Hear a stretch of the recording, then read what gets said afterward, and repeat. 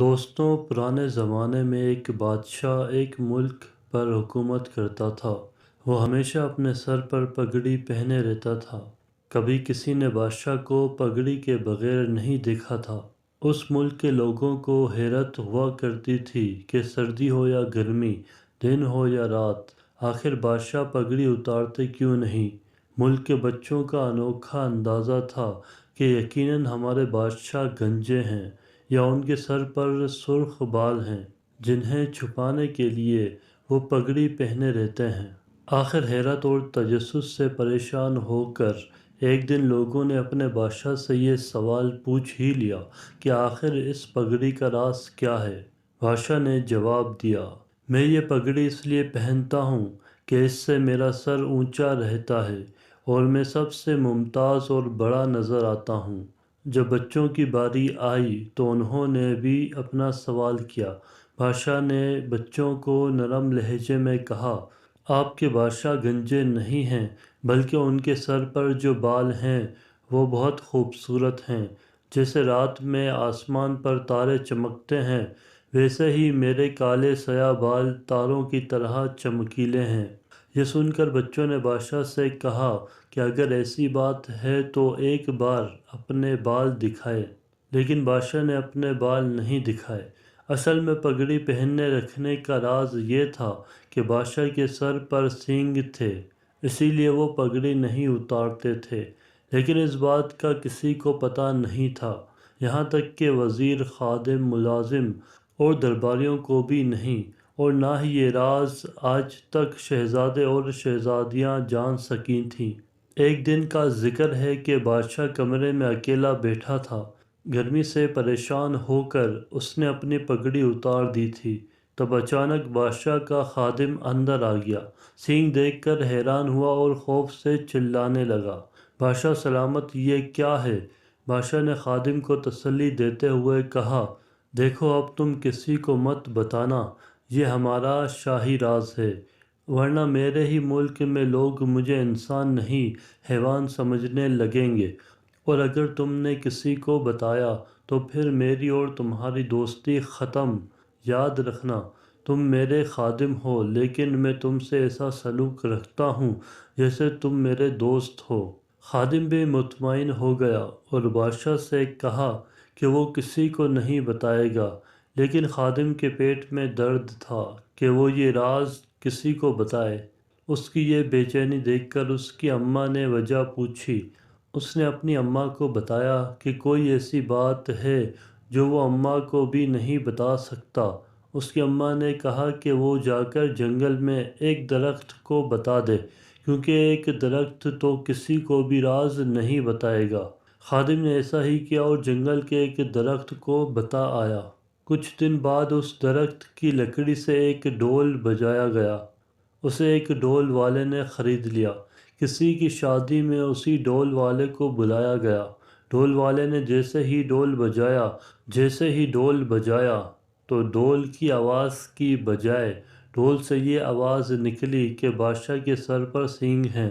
یہ خبر شہر بلکہ پورے ملک میں پھیل گئی۔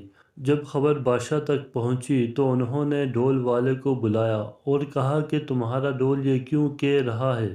ڈھول والے نے جواب دیا کہ میں کچھ نہیں جانتا۔ پھر خادم کو بلایا گیا اور خادم نے بھی یہی کہا کہ اس نے کسی کو نہیں بتایا، لیکن صرف ایک درخت کو بتایا تھا۔ بادشاہ نے سوچا اب جب کہ سب لوگوں کو پتہ چل گیا ہے تو اپنی حقیقت چھپانے کا فائدہ نہیں، اس لیے اس نے آئندہ پگڑی پہننا ترک کر دیا اور لوگوں کو بتا دیا کہ یہی وہ راز تھا جس کی وجہ سے وہ ہمیشہ پگڑی پہنے رہتا تھا۔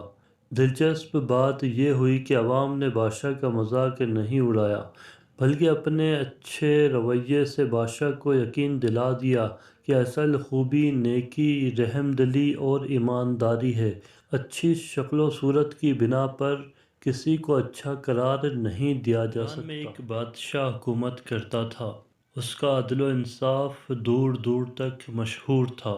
اس نے اپنے محل کے دروازے پر ایک صندوق رکھوایا تھا جس میں اس کی رعایا اپنی شکایتیں اور تکلیفوں کی عرضیاں لکھ کر ڈال دیا کرتی تھی۔ بادشاہ ہفتے میں ایک دن اس صندوق کو کھلواتا اور ان عرضیوں پر غور کرتا اور پھر اپنی رعایا پر ہونے والی تکلیفوں اور پریشانیوں کو دور کرنے کی کوشش کرتا۔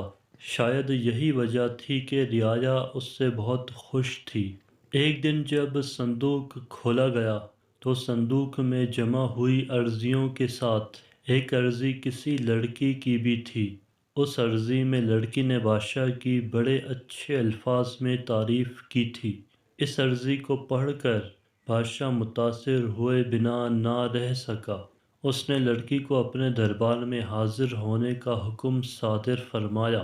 کچھ دیر بعد ہی پھٹے پرانے کپڑوں میں ملبوس، اوپر سے ایک میلا برقع اوڑھے وہ لڑکی دربار میں حاضر ہوئی۔ اس نے بادشاہ کو شاہی ڈھنگ سے آداب کیا اور دست بدستہ کھڑی ہو گئی۔ بادشاہ نے اس کی طرف دیکھا اور بولا، لڑکی، ہم تمہارے خط سے بے حد خوش ہوئے۔ جس ڈھنگ اور شاہی آداب و خیالات کو مد نظر رکھ کر تم نے یہ عرضی لکھی ہے، ہم اس سے بہت متاثر ہوئے۔ ہم تمہیں کچھ انعام دینا چاہتے ہیں، بولو تمہیں کیا چاہیے؟ جہاں پناہ گستاخی معاف ہو، خدا کا دیا سب کچھ ہے۔ لڑکی کچھ کہتے کہتے رک گئی۔ ڈرو نہیں لڑکی، بغیر کسی جھجک و خوف جو کچھ کہنا چاہو کہو، ہم تمہاری فریاد کو سن کر اسے پورا کرنے کی کوشش کریں گے۔ بادشاہ نے لڑکی کو ہمت دلائی۔ جہاں پناہ میں ایک آدمی سے شادی کرنا چاہتی ہوں، مگر وہ مجھ سے شادی کرنے سے صاف انکار کرتا ہے۔ بادشاہ سلامت اس لڑکی کی بات سن کر سوچ میں گم ہو گئے۔ سوچنے لگے کہ ہو سکتا ہے یہ لڑکی بدصورت ہو، یا اس کے جسم پر کہیں کسی حصے پر کوئی عیب ہو، یا پھر اس کی آنکھ نہ ہو۔ اس کی آواز کوئل کی آواز کی طرح میٹھی تھی، شاید اس کا رنگ بھی کوئل جیسا ہو۔ بادشاہ انہی سوالوں میں الجھا رہا۔ آخر اس لڑکی کو نقاب الٹنے کا حکم دیا۔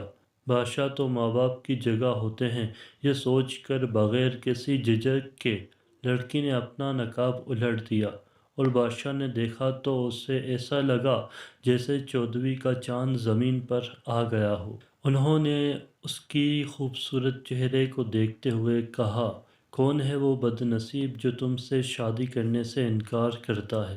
لڑکی نے اس شخص کا نام اور پتہ بتلاتے ہوئے کہا، جہاں پناہ وہ کبھی ہاں نہیں کرے گا، طرح طرح کے بہانے بنائے گا، جھوٹ بولے گا۔ تم بے فکر ہو لڑکی، ہم اس کی ایک نہ چلنے دیں گے، اور ہم تمہاری خواہش کے مطابق اس کے ساتھ شادی کرائیں گے، ہم تم سے وعدہ کرتے ہیں۔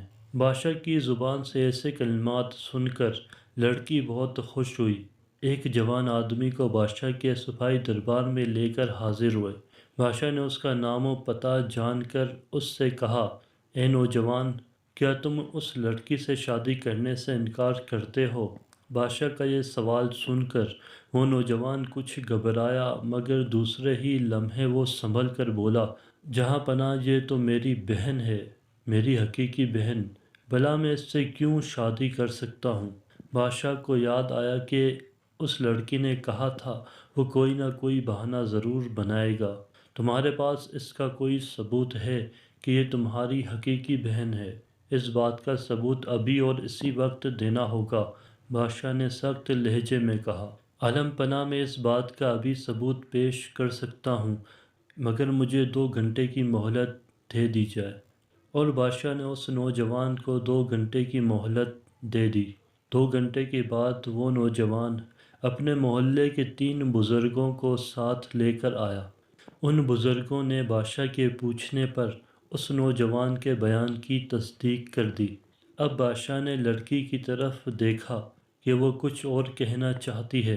لڑکی کچھ دیر خاموش رہی، پھر اس نے بڑی بھرائی ہوئی آواز میں کہا، جہاں پناہ ملاحظہ فرمائیے، اب سے 6 ماہ بیشتر انہی بزرگوں نے اسی دربار میں حضور کے روبرو حلف اٹھا کر کہا تھا کہ میں اس نوجوان کی بہن نہیں ہوں، کیونکہ اس وقت جائیداد کا جھگڑا تھا۔ میرا باپ لاکھوں روپے کی جائیداد چھوڑ کر مرا تھا، اس بائی نے ایک پائی نہیں دی، اور جب میں نے حضور کے دروازہ کھٹکھٹایا تو انہی بزرگوں نے قسم کھا کر مجھے اس کی بہن ہونے سے انکار کر دیا تھا، اور آج یہی بزرگ مجھے اس کی بہن بتا رہے ہیں۔ لڑکی کی بات سن کر دربار میں سناٹا چھا گیا۔ حاضرین لڑکی کی عقل مندی پر حیران رہ گئے۔ گواہوں اور اس نوجوان کے ہوش اڑ گئے۔ بادشاہ کے حکم کے مطابق 6 ماہ پچھلی مثل منگوائی گئی۔ لڑکی کے بیان کی تصدیق ہو چکی تھی۔ بادشاہ بہت خوش ہوا، اس لڑکی کو اس کے حق کا حصہ دلوا دیا اور شاہی خزانے کی طرف سے انعام و اکرام دے دیا گیا۔ اس کے بھائی اور جھوٹی گواہی دینے والے بزرگوں کو مناسب سزا بھی دی گئی۔ بہت دنوں کی بات ہے، کسی قصبے میں ایک جوہری رہا کرتا تھا۔ قصبہ چونکہ چھوٹا تھا، اس لیے یہاں کے رہنے والے تقریباً سبھی لوگ ایک دوسرے سے واقف تھے۔ جوہری کے متعلق یہ بات مشہور تھی کہ وہ اپنے آپ پر اور بیوی بچوں پر تو خاصی رقم خرچ کرتا ہے، لیکن وہ دوسروں پر کسی مطلب کے بغیر ایک پیسہ بھی خرچ نہیں کرتا۔ اگر کوئی بھولا بھٹکا فقیر اس کے پاس آ جاتا، اس کو اس بری طرح جھڑکتا کہ بیچارہ بھکاری، پھر کبھی بھول کر بھی اس طرف رخ نہ کرتا۔ کنجوس جوہری کے بہت کم دوست تھے۔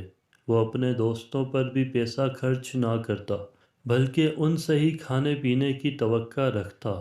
چونکہ وہ باتیں بنانے کا ماہر تھا، اس لیے کچھ لوگ اس کے دوست بن گئے تھے اور کبھی کبھی اسے کھلا پلا دیتے تھے۔ اسی قصبے میں ایک دھوبی رہا کرتا تھا۔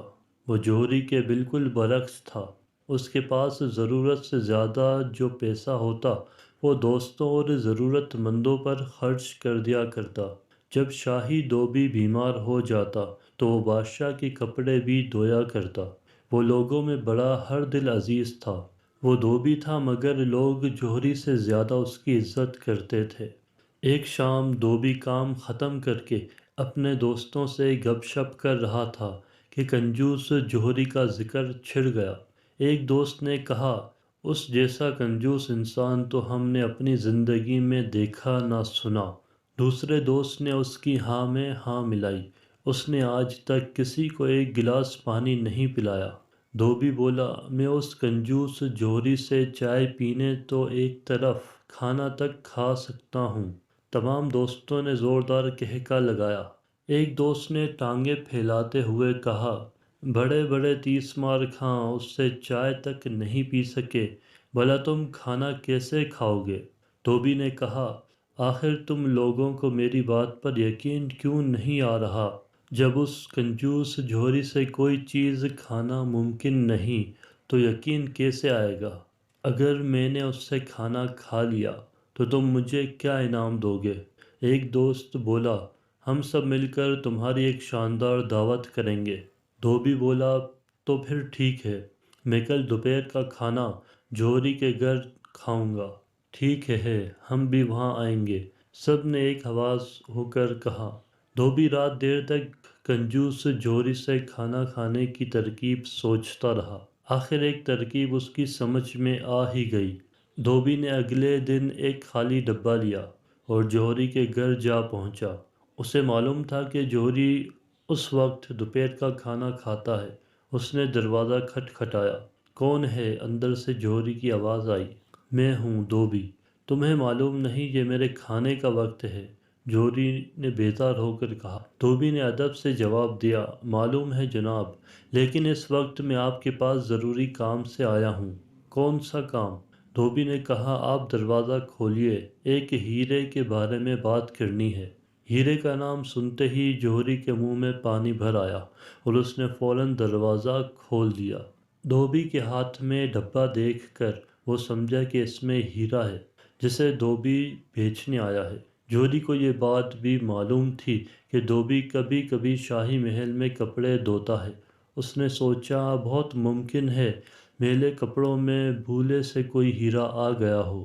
جوہری نے کہا، باہر کیوں کھڑے ہو؟ اندر آ جاؤ، بیٹھ کر آرام سے باتیں ہوں گی۔ دھوبی جوہری کے گھر میں داخل ہو گیا۔ اس وقت دسترخوان پر کھانا پڑا ہوا تھا۔ مرغی کے انڈے کے برابر ہیرے کی آج کل کیا قیمت ہے؟ دھوبی نے اطمینان سے بیٹھتے ہوئے پوچھا۔ یہ سن کر جوہری کی آنکھیں خوشی سے چمک اٹھیں۔ اس نے سوچا کہ ڈبے میں ضرور کوئی بڑا ہیرا ہے، وہ دھوبی کے ہاتھ لگ گیا ہے۔ میں اسے بیوقوف بنا کر قیمتی ہیرے کو اپنے قبضے میں لے لوں گا، بھلا اسے ہیرے کے بارے میں کیا معلوم۔ ہاں تو بتائیے، مرغی کے انڈے کے برابر ہیرے کے کیا دام چل رہے ہیں؟ جوہری کو خاموش دیکھ کر دھوبی نے دوبارہ پوچھا۔ جوہری نے دعوت دی، آؤ پہلے کھانا شروع کرو، ہیرے کی بات کھانے کے بعد ہوتی رہے گی۔ دھوبی تو اسی انتظار میں تھا، فوراً لذیذ کھانوں پر ہاتھ صاف کرنے لگا۔ پلاؤ، شامی کباب، شاہی ٹکڑوں اور گاجر کے حلوے کو جلدی جلدی حلق سے نیچے اتارنے لگا۔ جوہری نے اپنے دل میں کہا، کوئی بات نہیں بچو، اڑا لو میرا مال جتنا اڑا سکو، میں نے بھی تم سے چند سکوں میں ہیرا نہ ہتھیایا تو جوہری کا کام چھوڑ دوں گا۔ دھوبی نے کہا، سنا ہے مرغی کے انڈے جتنے ہیرے بڑے نایاب ہوتے ہیں۔ جوہری نے چالاکی سے کہا، ہیروں کی قیمت آج کل گر رہی ہے۔ ایک زمانہ تھا جب ہیروں کے دام بہت چڑھے ہوئے تھے، لیکن جب سے نقلی ہیرے بننے شروع ہوئے ہیں، اصلی ہیروں کی مانگ تقریباً ختم ہو چکی ہے۔ پھر بھی آخر اتنا بڑا ہیرا کتنے کا ہوگا؟ دھوبی شامی کباب منہ میں رکھتے ہوئے بولا، یہی کوئی 50-60 روپے کا۔ جوہری نے ڈبے کی طرف دیکھتے ہوئے جواب دیا، اتنے بڑے ہیرے کی اتنی کم قیمت؟ دھوبی نے رومال سے ہاتھ صاف کرتے ہوئے کہا، صحیح قیمت تو ہیرا دیکھنے کے بعد ہی بتائی جا سکتی ہے۔ آج کل تو نقلی ہیرے بھی اصلی کی طرح دکھائی دیتے ہیں۔ جوہری نے ملازم کو خالی برتن لے جانے کا اشارہ کرتے ہوئے کہا، بڑی مہربانی جوہری صاحب، آپ نے ہیروں کے بارے میں بہت کچھ بتایا۔ دھوبی جوتا پہنتے ہوئے بولا۔ جب وہ ڈبہ اٹھا کر دروازے کی طرف بڑھا تو جوہری بڑا سٹ پٹایا اور بولا، کیا تم ہیرا نہیں دکھاؤ گے؟ بیچنے کا ارادہ بدل دیا ہے کیا؟ نقلی ہیرے کے بعد کچھ نہ کچھ پیسے تو مل ہی جائیں گے۔ دھوبی نے پر اطمینان لہجے میں کہا، آپ کو غلط فہمی ہوئی ہے جوہری صاحب، میرے پاس نہ نقلی ہیرا ہے نہ اصلی، بھلا غریبوں کے پاس بھی ہیرے ہوا کرتے ہیں۔ تو پھر میرے پاس کس لیے آئے تھے؟ چند دوستوں سے میری شرط لگی ہوئی تھی کہ مرغی کے انڈے جتنا ہیرا ہوتا ہے، جبکہ میں کہتا ہوں کہ ہوتا ہے، بس یہی بات آپ سے پوچھنے چلا آیا تھا۔ مکار، دغا باز، نکل میرے گھر سے، میرے کھانے کے پیسے دے ورنہ تیری چمڑی ادھیڑ کر رکھ دوں گا۔ جوہری ایک بڑا سا ڈنڈا لے کر اس کی طرف جھپٹا۔ شور و غل کی آواز سن کر کئی لوگ جمع ہو گئے، جن میں دھوبی کے دوست بھی تھے۔ اتنے میں دھوبی نے چلانا شروع کر دیا، ارے میرے پیٹ میں درد ہو رہا ہے، تمہارے کھانے نے میرے پیٹ میں درد کر دیا ہے، دوا کے پیسے نکالو ورنہ تمہیں پولیس کے حوالے کر دوں گا۔ لوگوں نے جب یہ سنا تو انہوں نے سوچا کہ جوہری تو کسی کو ایک گلاس پانی تک نہیں پلاتا، پھر اس نے دھوبی کو کھانا کیسے کھلا دیا؟ ضرور دال میں کچھ کالا ہے۔ وہ سب مل کر بولے، دھوبی کو دوا کے پیسے دو ورنہ تمہیں پولیس کے حوالے کر دیں گے۔ اب تو جوہری بڑا گھبرایا، وہ پولیس سے بہت ڈرتا تھا۔ اس نے جلدی سے دھوبی کو پیسے لا کے دیے اور اپنی جان چھڑائی۔ جب دھوبی دوستوں کے ساتھ دکان پر پہنچا تو انہوں نے اس سے کہا، بھائی مان گئے تمہیں، آج شام ہماری طرف سے تمہاری دعوت ہے، تم اپنی شرط جیت چکے ہو۔ 4 کمروں اور بڑے صحن والا ایک گھر ہے یہاں، جہاں آرا بیگم اپنے 2 بیٹوں اور ان کے بیوی بچوں کے ساتھ رہتی ہیں۔ بڑے بیٹے فرقان اپنی بیوی اور 2 پیاری سی جڑواں بیٹیوں کے ساتھ اوپر کی منزل میں رہتے ہیں۔ فراز اپنی بیوی شائستہ اور 3 بیٹوں شجاع، دانش اور بلال کے ہمراہ رہتے تھے، جہاں آرا بیگم نیچے رہتی تھیں۔ عرصہ ہوا دانش کے فوجی دادا دوران جنگ شہید ہو چکے تھے۔ دادی جہاں آرا بیگم فخر سے بتاتی تھیں کہ میں ایک شہید کی بیوی ہوں، انہوں نے اپنے دونوں بیٹوں کو مرحوم شوہر کی خواہش پر فوج میں ہی بھرتی کرایا تھا۔ ان کا کہنا تھا کہ زندگی ایک ہی بار ملتی ہے، اگر اسے اللہ کی راہ میں قربان کر دیا جائے تو اس سے بڑھ کر خوش نصیبی اور کیا ہوگی۔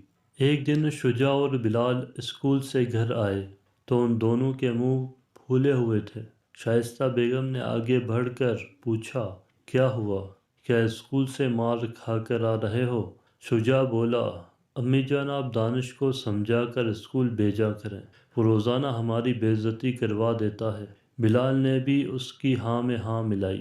امی نے پوچھا، مگر ہوا کیا ہے اور دانش کہاں ہے؟ شجاع نے بتایا، صبح جب ہم اسکول پہنچے تو گیٹ کے پاس ایک میلی کچیلی سی بڑھیا بیٹھی ہوئی تھی۔ اس کے کپڑے بھی گندے اور بدبودار تھے۔ دانش نے اسے دیکھا تو فوراً اپنا لنچ باکس نکالا اور بڑھیا کے حوالے کر دیا۔ سارے بچے اس پر ہنس رہے تھے۔ سب نے دانش کا خوب مذاق اڑایا، جس کی وجہ سے ہم بھی شرمندہ ہوئے۔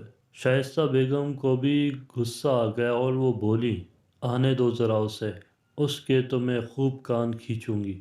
چلو تم دونوں کپڑے بدلو، میں کھانا لگا رہی ہوں۔ یہ کہہ کر وہ کچن میں چلی گئیں۔ تھوڑی دیر بعد دانش گھر آ گیا۔ بلال نے اونچی آواز میں کہا، آ گئے لاٹ صاحب۔ شائستہ بیگم نے کمرے میں داخل ہوتے ہی دانش سے پوچھا، کیوں بھائی یہ کیا سن رہی ہوں میں؟ تمہیں ہماری عزت کا ذرا احساس نہیں ہے؟ اتنے مہنگے اسکول میں تمہیں پڑھانے کا کوئی فائدہ بھی ہے یا نہیں؟ دانش حیرت سے انہیں دیکھ رہا تھا۔ مگر میں نے کیا کیا ہے؟ شجاع نے طنزیہ انداز میں کہا، معصوم تو ایسے بن رہے ہو جیسے تم نے کچھ کیا ہی نہیں۔ دانش سمجھ گیا کہ صبح والی بات یہاں بھی پہنچ گئی ہے۔ اس نے کہا، اوہو امی، میں نے کوئی غلط کام تو نہیں کیا، کسی مجبور کی تھوڑی بہت مدد کرنے سے میرا کیا جاتا ہے؟ شائستہ بیگم نے کہا، لیکن تم خود تو بھوکے رہے نا۔ میں نے تو جو کیا صحیح کیا، یہ کہہ کر دانش اپنے کمرے میں چلا گیا۔ دانش نے احتجاجاً دوپہر کا کھانا نہیں کھایا۔ جب لاکھ کہنے پر بھی وہ رات کے کھانے کے لیے نہیں آیا تو جہاں آرا بیگم نے سب کو ڈانٹا کہ کیوں دانش کے پیچھے پڑ گئے ہو، پھر خود جا کر اپنے ہاتھوں سے نوالے بنا بنا کر کھانا کھلایا۔ کھانا کھا کر دانش دادی کی گود میں سر رکھ کر لیٹ گیا۔ دادی پیار سے اس کا سر سہلانے لگیں۔ دانش نے پوچھا، دادی کیا ضرورت مندوں کی مدد کرنا بری بات ہے؟ دادی نے اس کی پیشانی چوم لی اور بولی، نہیں میرے بچے، یہ تو بہت اچھی بات ہے۔ تم بہت اچھا کرتے ہو جو دوسروں کے کام آتے ہو۔ تم کسی کی پرواہ مت کرو، لوگ تو پتہ نہیں کیا کیا کہتے رہتے ہیں۔ دادی کے سمجھانے پر دانش پرسکون ہو گیا۔ وہ بچپن سے ہی ایسا تھا، ہر کسی کے کام آ کر اسے بڑا سکون ملتا۔ مگر اس کے دونوں بھائی اس بات پر اسے امی سے ڈانٹ پڑواتے تھے، مگر وہ پھر بھی باز نہیں آتا۔ اسی طرح دوسروں کی مدد کرتے اور تعلیمی میدان میں کامیابی کے ساتھ آگے بڑھتے ہوئے دانش جوان ہو گیا۔ اس کے والد ریٹائر ہو چکے تھے۔ دانش کی عادتیں اور مزاج اب بھی ویسا ہی تھا۔ شجاع، بلال اور دانش نے اپنی اپنی تعلیم مکمل کر لی تھی اور اب وہ اچھی نوکری کی تلاش میں تھے۔ شجاع اور بلال کو اپنی تعلیم پر بہت غرور تھا، اسی وجہ سے وہ چھوٹی موٹی نوکریاں خاطر میں نہیں لاتے تھے، جبکہ دانش کا نظریہ مختلف تھا۔ وہ کہتا تھا کہ شروعات ہمیشہ تھوڑے سے ہوتی ہے، انسان زینہ بہ زینہ چڑھ کر ہی اوپر پہنچتا ہے، اور جو لوگ ایک ہی چھلانگ میں اوپر پہنچنے کی کوشش کرتے ہیں وہ اپنے مقصد میں کبھی کامیاب نہیں ہوتے۔ دانش کے والد کو ریٹائرمنٹ پر جو روپے ملے تھے وہ سب دادی کی بیماری پر خرچ ہو گئے، جس کی وجہ سے وہ کوئی کاروبار بھی نہ کر سکے تھے۔ گھر میں مالی تنگی ہونے لگی۔ تب ایک دن دانش نے کہا، امی جان اگر آپ اجازت دیں تو میں ٹیکسی چلا لوں، میرے ایک دوست کے پاس ٹیکسی ہے، میں اسے ٹیکسی لے کر چلا لوں گا۔ شجاع نے تیز آواز میں کہا، کوئی ضرورت نہیں، ویسے ہی تمہاری وجہ سے ہمیں اتنی شرمندگی اٹھانی پڑتی ہے، اور اب تم ڈرائیوری کر کے خاندان میں ہماری ناک کٹواؤ گے۔ بلال نے بھی شجاع کی تائید کی۔ بلال کی امی بے بسی سے اسے دیکھتی رہ گئی۔ کہتی تو کیا کہتی، کیونکہ یہ سب انہی کی تربیت کا نتیجہ تھا۔ کچھ دن اور گزر گئے۔ دانش، شجاع اور بلال روزانہ نوکری کی تلاش میں جاتے مگر مایوس لوٹ آتے۔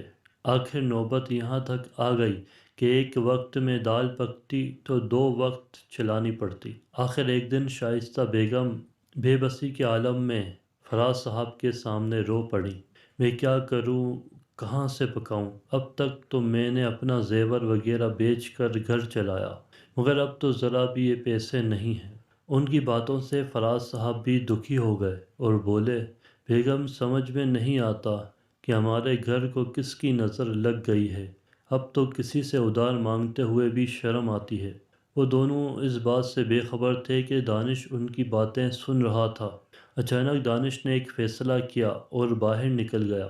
فراز صاحب اور شائستہ بیگم نے اسے خوب ڈانٹا۔ شجاع اور بلال بھی باتیں سنا رہے تھے کہ ہم نوکریاں ڈھونڈ رہے ہیں اور یہ صاحب آوارہ گردی کر رہے ہیں۔ دانش نے چپ چاپ سب کی باتیں سنی اور پھر جیب میں سے 100 کے 3 نوٹ نکال کر ماں کے ہاتھ پر رکھ دیے۔ وہ سب حیران رہ گئے، اس کے پاس پیسے کہاں سے آئے، کیونکہ وہ تو بس کے کرائے کے لیے بھی ماں سے پیسے مانگتا تھا۔ شائستہ بیگم نے شک بھری نظروں سے اسے گھورتے ہوئے دیکھا اور کہا، کہاں سے آئے ہیں یہ نوٹ، کہیں تم نے چوری تو نہیں کی؟ دانش نے سعادت مندی سے سر جھکا کر کہا، امی جان یہ پیسے میری حلال کی کمائی کے ہیں، میں نے ٹیکسی چلا کر یہ پیسے کمائے ہیں اور جب تک مجھے کوئی نوکری نہیں مل جاتی میں یہ کام کرتا رہوں گا، کیونکہ ہمارے نبی صلی اللہ تعالی علیہ وآلہ وسلم محنت کو پسند فرماتے تھے۔ فراز صاحب نے آگے بڑھ کر دانش کو گلے سے لگا لیا اور کہا، مجھے فخر ہے تم پر، اللہ تمہاری جیسی اولاد سب کو دے۔ شجاع اور بلال شرمندہ ہو گئے۔ آج انہیں اپنی غلط سوچ کا بہت احساس ہوا۔ گھر میں اتنی تنگی ہو گئی، مگر بہترین کی تلاش میں وہ بہتر بھی چھوڑتے چلے گئے۔ اگر وہ کوئی چھوٹی موٹی نوکری کر بھی لیتے تو کم از کم آج ان کے پاس تجربہ تو ہوتا۔ کچھ ہی دنوں بعد بلال اور شجاع نے بھی مناسب سی نوکریاں تلاش کر لیں۔ پھر ایسا وقت بھی آ گیا کہ اپنے ماں باپ کی دعاؤں کے طفیل وہ ترقی کے زینے چڑھتے چلے گئے۔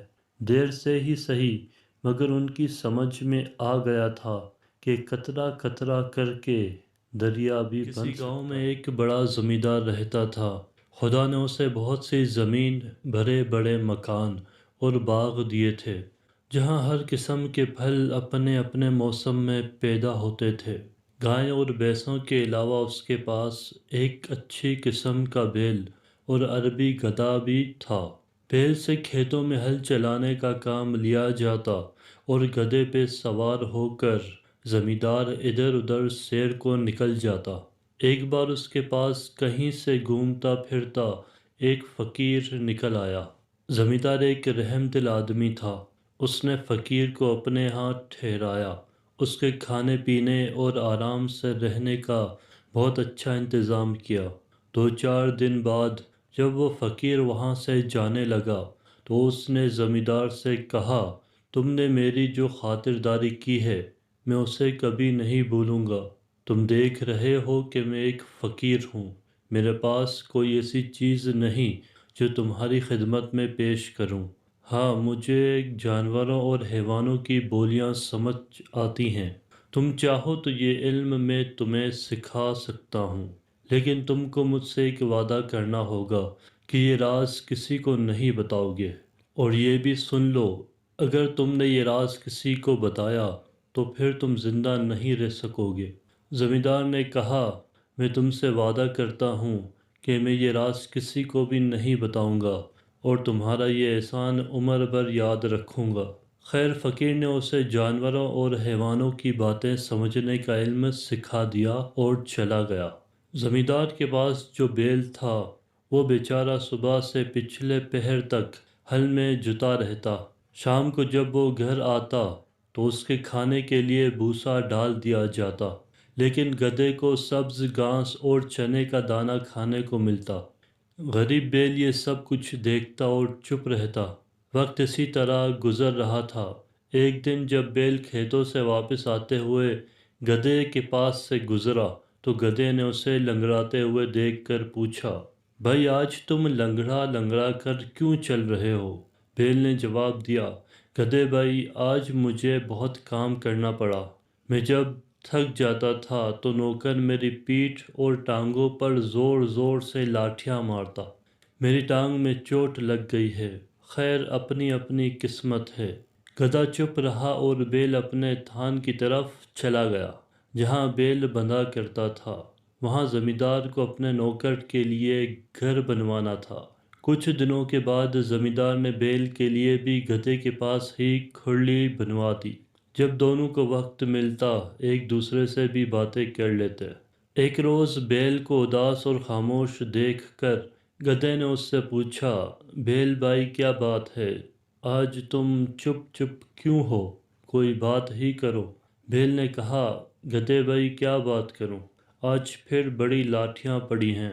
گدھا کہنے لگا، بیل بھائی سچ جانو تمہاری جو درگت بنتی ہے وہ دیکھ کر مجھے بہت دکھ ہوتا ہے، لیکن مجھے افسوس ہے کہ میں تمہارا دکھ بانٹ نہیں سکتا۔ بیل بولا، گدھے بھائی تم نے سچ کہا، دکھ تو کوئی کسی کا نہیں بانٹ سکتا، لیکن تم کچھ مشورہ تو دو کہ اس مصیبت سے میری جان کیسے چھوٹے گی، اور نہیں تو 2-4 دن ہی آرام کر لوں۔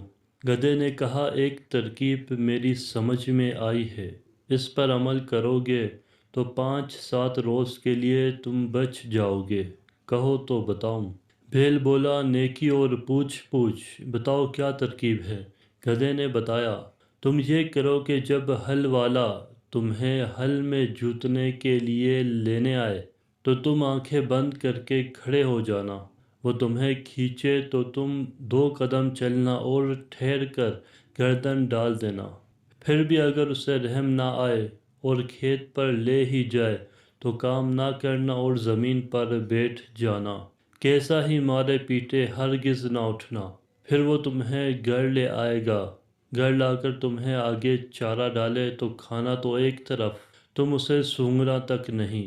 گھاس دانا نہ کھانے سے کمزوری تو ضرور آ جائے گی، مگر کچھ دن آرام بھی مل جائے گا، کیونکہ بیمار جانور سے کوئی محنت نہیں کراتا۔ لو یہ مجھے ایک ترکیب سوجھی تھی، تمہیں بتا دی، اب تم اس پر عمل کرنے یا نہ کرنے کا اختیار رکھتے ہو۔ اتفاق سے زمیندار جو اس وقت ان کے پاس سے گزرا تو اس نے ان دونوں کی باتیں سن لی اور مسکراتا ہوا ادھر سے گزر گیا۔ چارے بھوسے کا وقت آ گیا تھا۔ نوکر نے گدھے کے منہ پر دانے کا تو بڑا چڑھایا اور بیل کے آگے بھی چارہ رکھ دیا۔ بیل 2 ایک منہ مار کر رہ گیا۔ اگلے دن ہل والا بیل کو لینے آیا تو دیکھا کہ بیل بیمار ہے، رات کو کچھ کھایا بھی نہیں۔ نوکر دوڑا ہوا مالک کے پاس گیا اور کہنے لگا، نہ جانے رات بیل کو کیا ہوا، نہ کھاتا ہے نہ پیتا ہے، اور آج مجھے پورے کھیت میں ہل چلانا ہے، کہو تو باغ میں سے دوسرا بیل لے آؤں۔ زمیندار نے بیل اور گدھے کی باتیں تو سن ہی لی تھیں، دل میں بہت ہنسا کہ گدھے نے خوب سبق پڑھایا ہے۔ زمیندار ہل والے سے بولا، دوسرا بیل لانے کی کیا ضرورت ہے، گدھے کو لے جاؤ، ہل میں لگا کر کام نکال لو۔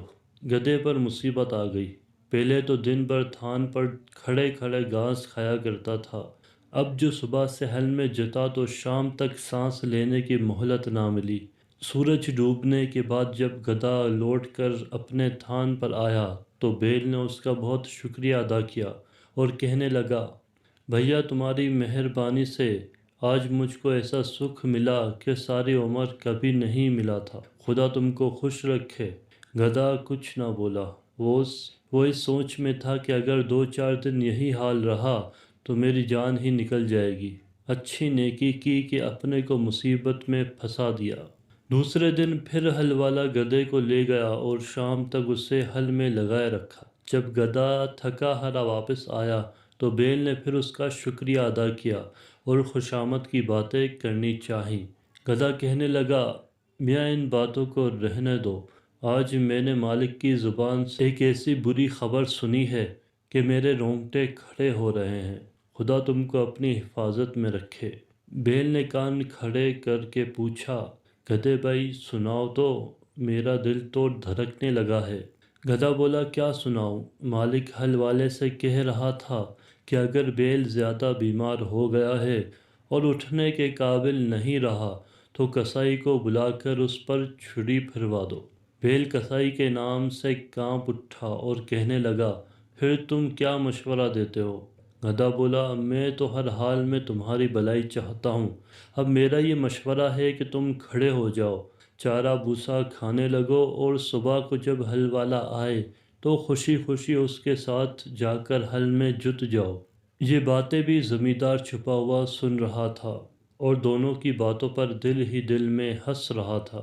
جان جانے کے ڈر سے بیل نے پھر گدھے کے مشورے پر عمل کیا۔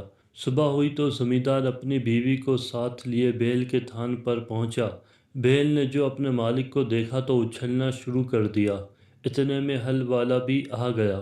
اس نے بیل کو بالکل تندرست پایا، کھول کر لے چلا تو وہ اس طرح دم ہلاتا اور اکڑتا ہوا چلا کہ مالک کو بے اختیار ہنسی آ گئی۔ بیوی نے پوچھا، تم کیوں ہنسے؟ ہنسی کی تو کوئی بات نہیں، زمیندار نے جواب دیا، ایسے ہی ایک راز کی بات ہے جو میں نے سنی اور دیکھی جس پر میں ہنس پڑا۔ بیوی بولی، مجھے بھی وہ بات بتاؤ۔ زمیندار نے کہا، وہ بتانے کی بات نہیں ہے، اگر بتا دوں گا تو مر جاؤں گا۔ بیوی بولی، تم جھوٹ بول رہے ہو، تم مجھ پر ہنس رہے تھے۔ زمیندار نے بہت سمجھایا کہ نیک بخت، تجھ پر میں کیوں ہنسوں گا، تجھ کو تو وہم ہو گیا ہے، اگر مرنے کا ڈر نہ ہوتا تو ضرور بتا دیتا۔ مگر وہ کب ماننے والی تھی، بولی، چاہو مرو یا جیو، میں پوچھ کر ہی رہوں گی۔ جب بیوی کسی طرح نہیں مانی تو زمیندار نے سارے پڑوسیوں کو جمع کیا اور سارا قصہ سنایا کہ میری بیوی ایک ایسی بات کے لیے ضد کر رہی ہے جسے ظاہر کرنے کے بعد میں مر جاؤں گا۔ لوگوں نے اس کی بیوی کو بہت سمجھایا اور جب وہ نہ مانی تو اپنے اپنے گھر چلے گئے۔ زمیندار لاچار ہو کر وضو کرنے چلا گیا کہ بیت کھلنے سے پہلے 2 نفل پڑھوں۔ زمیندار کے ہاں ایک مرغا اور 50 مرغیاں پلی ہوئی تھیں اور ایک کتا بھی تھا۔ زمیندار نے جاتے جاتے سنا کہ کتا مرغے پر بہت غصہ کر رہا ہے کہ کم بخت، تو کہاں مرغیوں کے ساتھ ساتھ بھاگا چلا جاتا ہے، ہمارے تو آقا کی جان جانے والی ہے۔ مرغے نے پوچھا، کیوں بھائی، اس پر ایسی کیا آفت آ پڑی جو اچانک مرنے کو تیار ہو گیا؟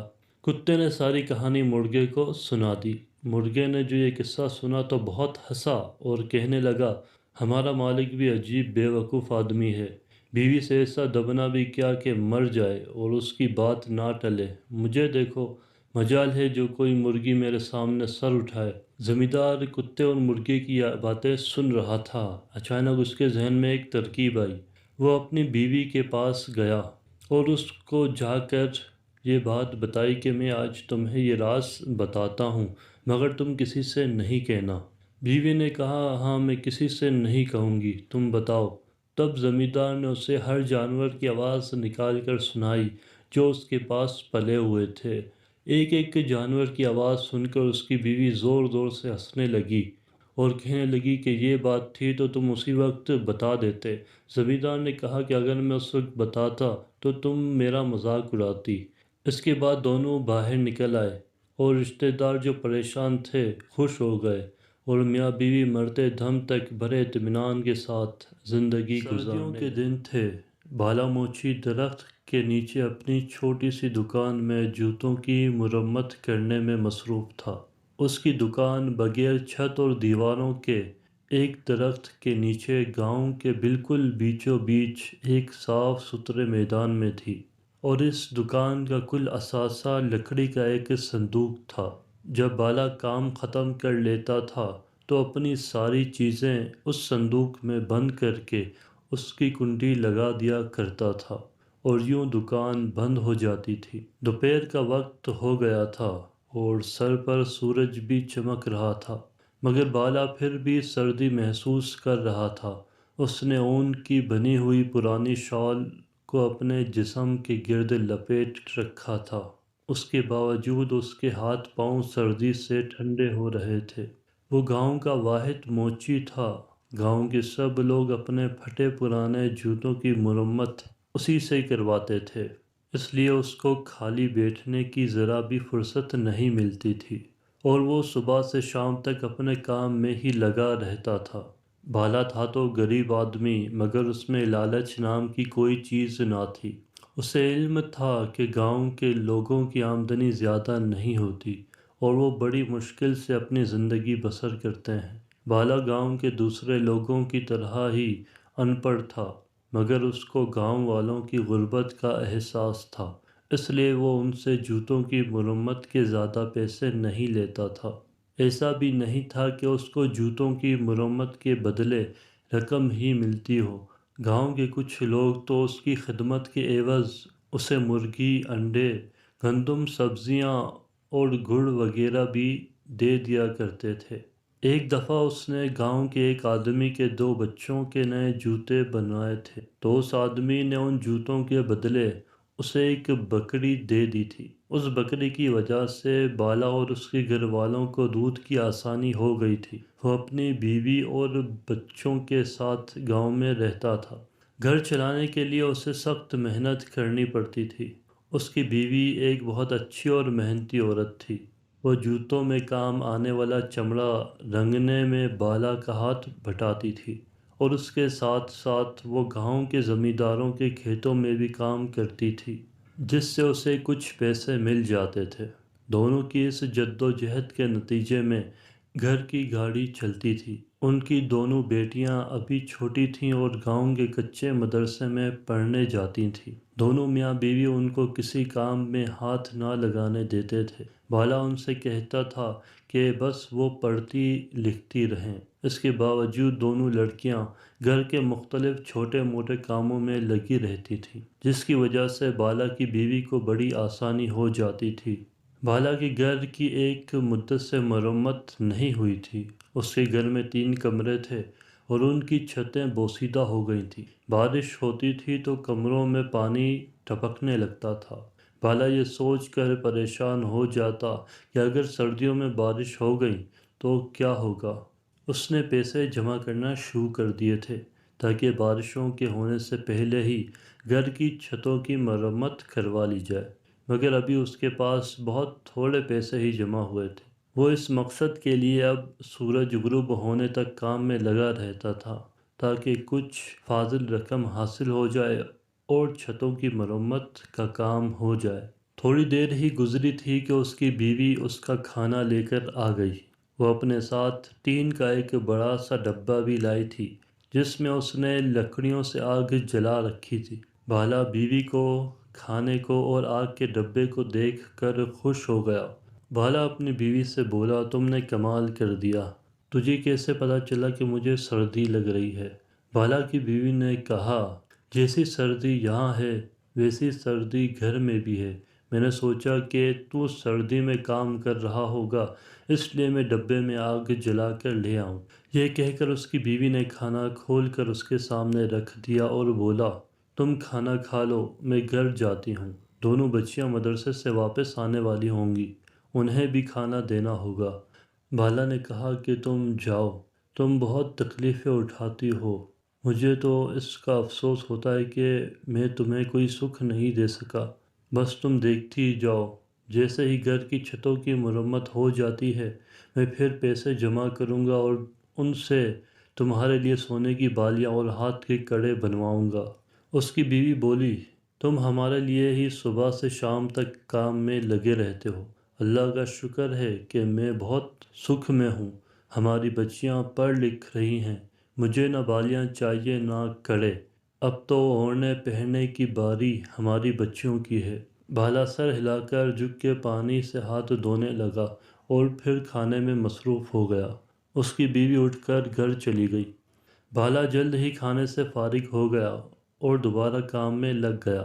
زیادہ دیر نہیں گزری تھی کہ اس کو دور سے بہادر آتا دکھائی دیا۔ وہ بالا کے گھر کے قریب ہی رہتا تھا اور اینٹوں کے ایک بھٹے پر مزدوری کرتا تھا۔ اس کے ہاتھ میں ایک تھیلا تھا۔ قریب آ کر اس نے وہ تھیلا بالے کے لکڑی کے صندوق پر رکھ دیا اور خود زمین پر آلتی پالتی مار کر بیٹھ گیا۔ بالے نے وہ جوتا جس کی وہ مرمت کر رہا تھا ایک طرف رکھا اور بولا، بہادر بھائی کیسے آنا ہوا؟ بہادر نے دھیمے سے کہا، پرسوں دوسرے گاؤں سے لڑکے والے شادی کے لیے میری بڑی لڑکی کو دیکھنے آ رہے ہیں، اس لیے جوتے مرمت کروانے کے لیے آیا ہوں۔ لڑکے والے آئیں گے تو ان پھٹے ہوئے جوتوں میں ان کے سامنے جاتے ہوئے شرم آئے گی۔ اس نے اپنا پاؤں آگے کر کے کہا۔ بالے نے دیکھا اس نے جو جوتے پہنے ہوئے ہیں وہ انتہائی بدنما اور خستہ تھے۔ بالا نے خاموشی سے وہ تھیلا اٹھایا جس میں بہادر مرمت کروانے کے لیے جوتے لایا تھا۔ یہ جوتے بھی نہایت خستہ حالت میں تھے۔ اوپر کا چمڑا پرانا ہو گیا تھا مگر پھٹا نہیں تھا۔ اس نے انہیں پلٹ کر دیکھا تو دونوں جوتوں کے تلے پھٹے ہوئے تھے۔ بالے کے تجربے کار انگلیوں نے جوتوں کے چمڑوں کو چھو کر اندازہ لگا لیا تھا کہ وہ ہرن کی کھال کے بنے ہوئے ہیں، جو نہایت نرم، مضبوط اور ہلکے ہوتے ہیں۔ دوسری بات جو بالا نے محسوس کی وہ یہ تھی کہ ہرن کی کھال کے بنے ہوئے جوتے اگرچہ ہلکے پھلکے ہوتے ہیں مگر یہ جوتے اسے کچھ زیادہ ہی وزنی لگے۔ اس نے اس بات پر کوئی دھیان نہیں دیا۔ جب بہادر نے جوتوں میں بالے کا انہماک دیکھا تو وہ پریشان ہو گیا۔ اس کو یہ ڈر تھا کہ اتنے خراب جوتے دیکھ کر بالا ان کی مرمت سے انکار کر دے۔ اس لیے وہ بڑی لجاجت سے بولا، بالے بھائی جوتے بہت پرانے ہیں، ان کو میں نے گھر میں پڑے پرانے سامان سے نکالا ہے۔ یہ جوتے میرے دادا کے تھے اور کسی زمانے میں بہت اچھی حالت میں تھے۔ دادا کے انتقال کے بعد میرے ابا نے پہن پہن کر ان کا یہ حال کر دیا تھا۔ اگر بیٹی کی بات پکی ہونے کی تقریب نہ ہوتی تو میں یہ جوتے کبھی نہیں پہنتا اور نہ ہی تمہارے پاس یہ لاتا۔ بس یہ سمجھ لو عزت کا معاملہ ہے۔ بالا اس کی بات سن کر رنجیدہ ہو گیا۔ اس نے کہا، یہ جوتے ہرن کی کھال کے بنے ہوئے ہیں اور ہرن کی کھال کے جوتے بہت قیمتی ہوتے ہیں۔ تمہارے دادا تو کافی پیسے والے ہوں گے۔ بہادر نے بڑے فخر سے کہا، وہ بہت بڑے زمیندار تھے۔ اس گاؤں کی بہت سی زمینیں انہی کی ملکیت تھیں۔ ان کے مرنے کے بعد میرے باپ نے ساری زمینیں بیچ کر ان کے پیسے اپنے دوستوں پر اڑا دیے۔ اگر وہ سنبھل کر چلتے تو ہمارا یہ حال نہ ہوتا۔ اس کی شرمندگی محسوس کر کے بالا نے اس کی تسلی کے لیے کہا، تم فکر مت کرو، ان جوتوں کو تو میں ایسا کر دوں گا کہ دیکھنے والے دیکھتے ہی رہ جائیں گے۔ اس کی بات سن کر بہادر نے نظریں جھکا کر کہا، اور بالے بھائی ایک بات اور ہے، ان کی اجرت میں بعد میں دوں گا۔ ابھی تو لڑکے والوں کے کھانے کا بھی انتظام نہیں ہوا ہے۔ وہ بھٹا جہاں میں کام کرتا ہوں، اب میں اس کے مالک کے پاس جاؤں گا، شاید وہ مجھے کچھ رقم ادھار دے دے اور میں کھانے کا انتظام کر سکوں۔ بالے نے کہا، دیکھو بہادر بھائی، جیسے تمہاری بیٹی ویسی میری بیٹی، تم فکر نہ کرنا۔ بھٹے کا مالک بھلے تمہیں ادھار دے یا نہ دے، میرے پاس چلے آنا، میرے پاس کچھ رقم موجود ہے۔ بارش میں چھتیں ٹپکنے لگی ہیں، ان کی مرمت کے لیے میں نے رقم جمع کر رہا ہوں۔ مرمت تو بعد میں ہو جائے گی، ان پیسوں کو تم بس اپنا ہی سمجھو، تم آرام سے لڑکے والوں کی دعوت کا انتظام کرنا۔ بالا کی ہمدردی اور محبت بھری باتیں سن کر بہادر کا دل بھر آیا اور اس کی آنکھیں نم ہو گئیں۔ وہ اسے دعائیں دیتا ہوا وہاں سے رخصت ہوا۔ چنانچہ گاؤں کی ایک بیٹی کی شادی کا معاملہ تھا، اس لیے بالا نے دوسرے جوتوں کی مرمت کا کام چھوڑا اور بہادر کے جوتے لے کر بیٹھ گیا۔ جوتوں کے تلے تو بالکل بھی مرمت کے قابل نہ تھے۔ وہ نہ صرف بری طرح گھس گئے تھے بلکہ بیچ میں سے دو حصے بھی ٹوٹ گئے تھے۔ بالا نے اپنی لکڑی کے صندوق میں سے سب سے مہنگے والے تلے نکالے۔ یہ تلے وہ گاؤں کے امیر زمینداروں کے جوتوں میں لگاتا تھا۔ اس کے بعد وہ اپنے کام میں لگ گیا۔ شام تک جوتے تیار ہو گئے تھے۔ بالا نے ان پر بہت محنت کی تھی اور وہ بالکل نئے لگ رہے تھے۔ اس نے اپنی ساری چیزیں لکڑی کی صندوق میں بند کر کے اس کی کنڈی لگائی اور بہادر کے جوتوں کا تھیلا اٹھا کر گھر کی جانب روانہ ہو گیا۔ اس کے چہرے پر عجیب سے تاثرات تھے اور دبے دبے جوش کے آثار تھے اور وہ بہت سنجیدہ نظر آ رہا تھا۔ اس کے قدم تیزی سے گھر کی جانب بڑھ رہے تھے۔ ایسا معلوم ہوتا تھا جیسے وہ جلد سے جلد گھر پہنچنا چاہتا ہو۔ گھر پہنچ کر اس نے جوتوں کا تھیلا ایک طرف رکھا۔ دونوں بچیاں باہر گلی میں دوسرے بچوں کے ساتھ کھیل رہی تھیں۔ بالا کی بیوی رات کا کھانا پکا رہی تھی۔ بالا نے اسے آواز دے کر بلایا۔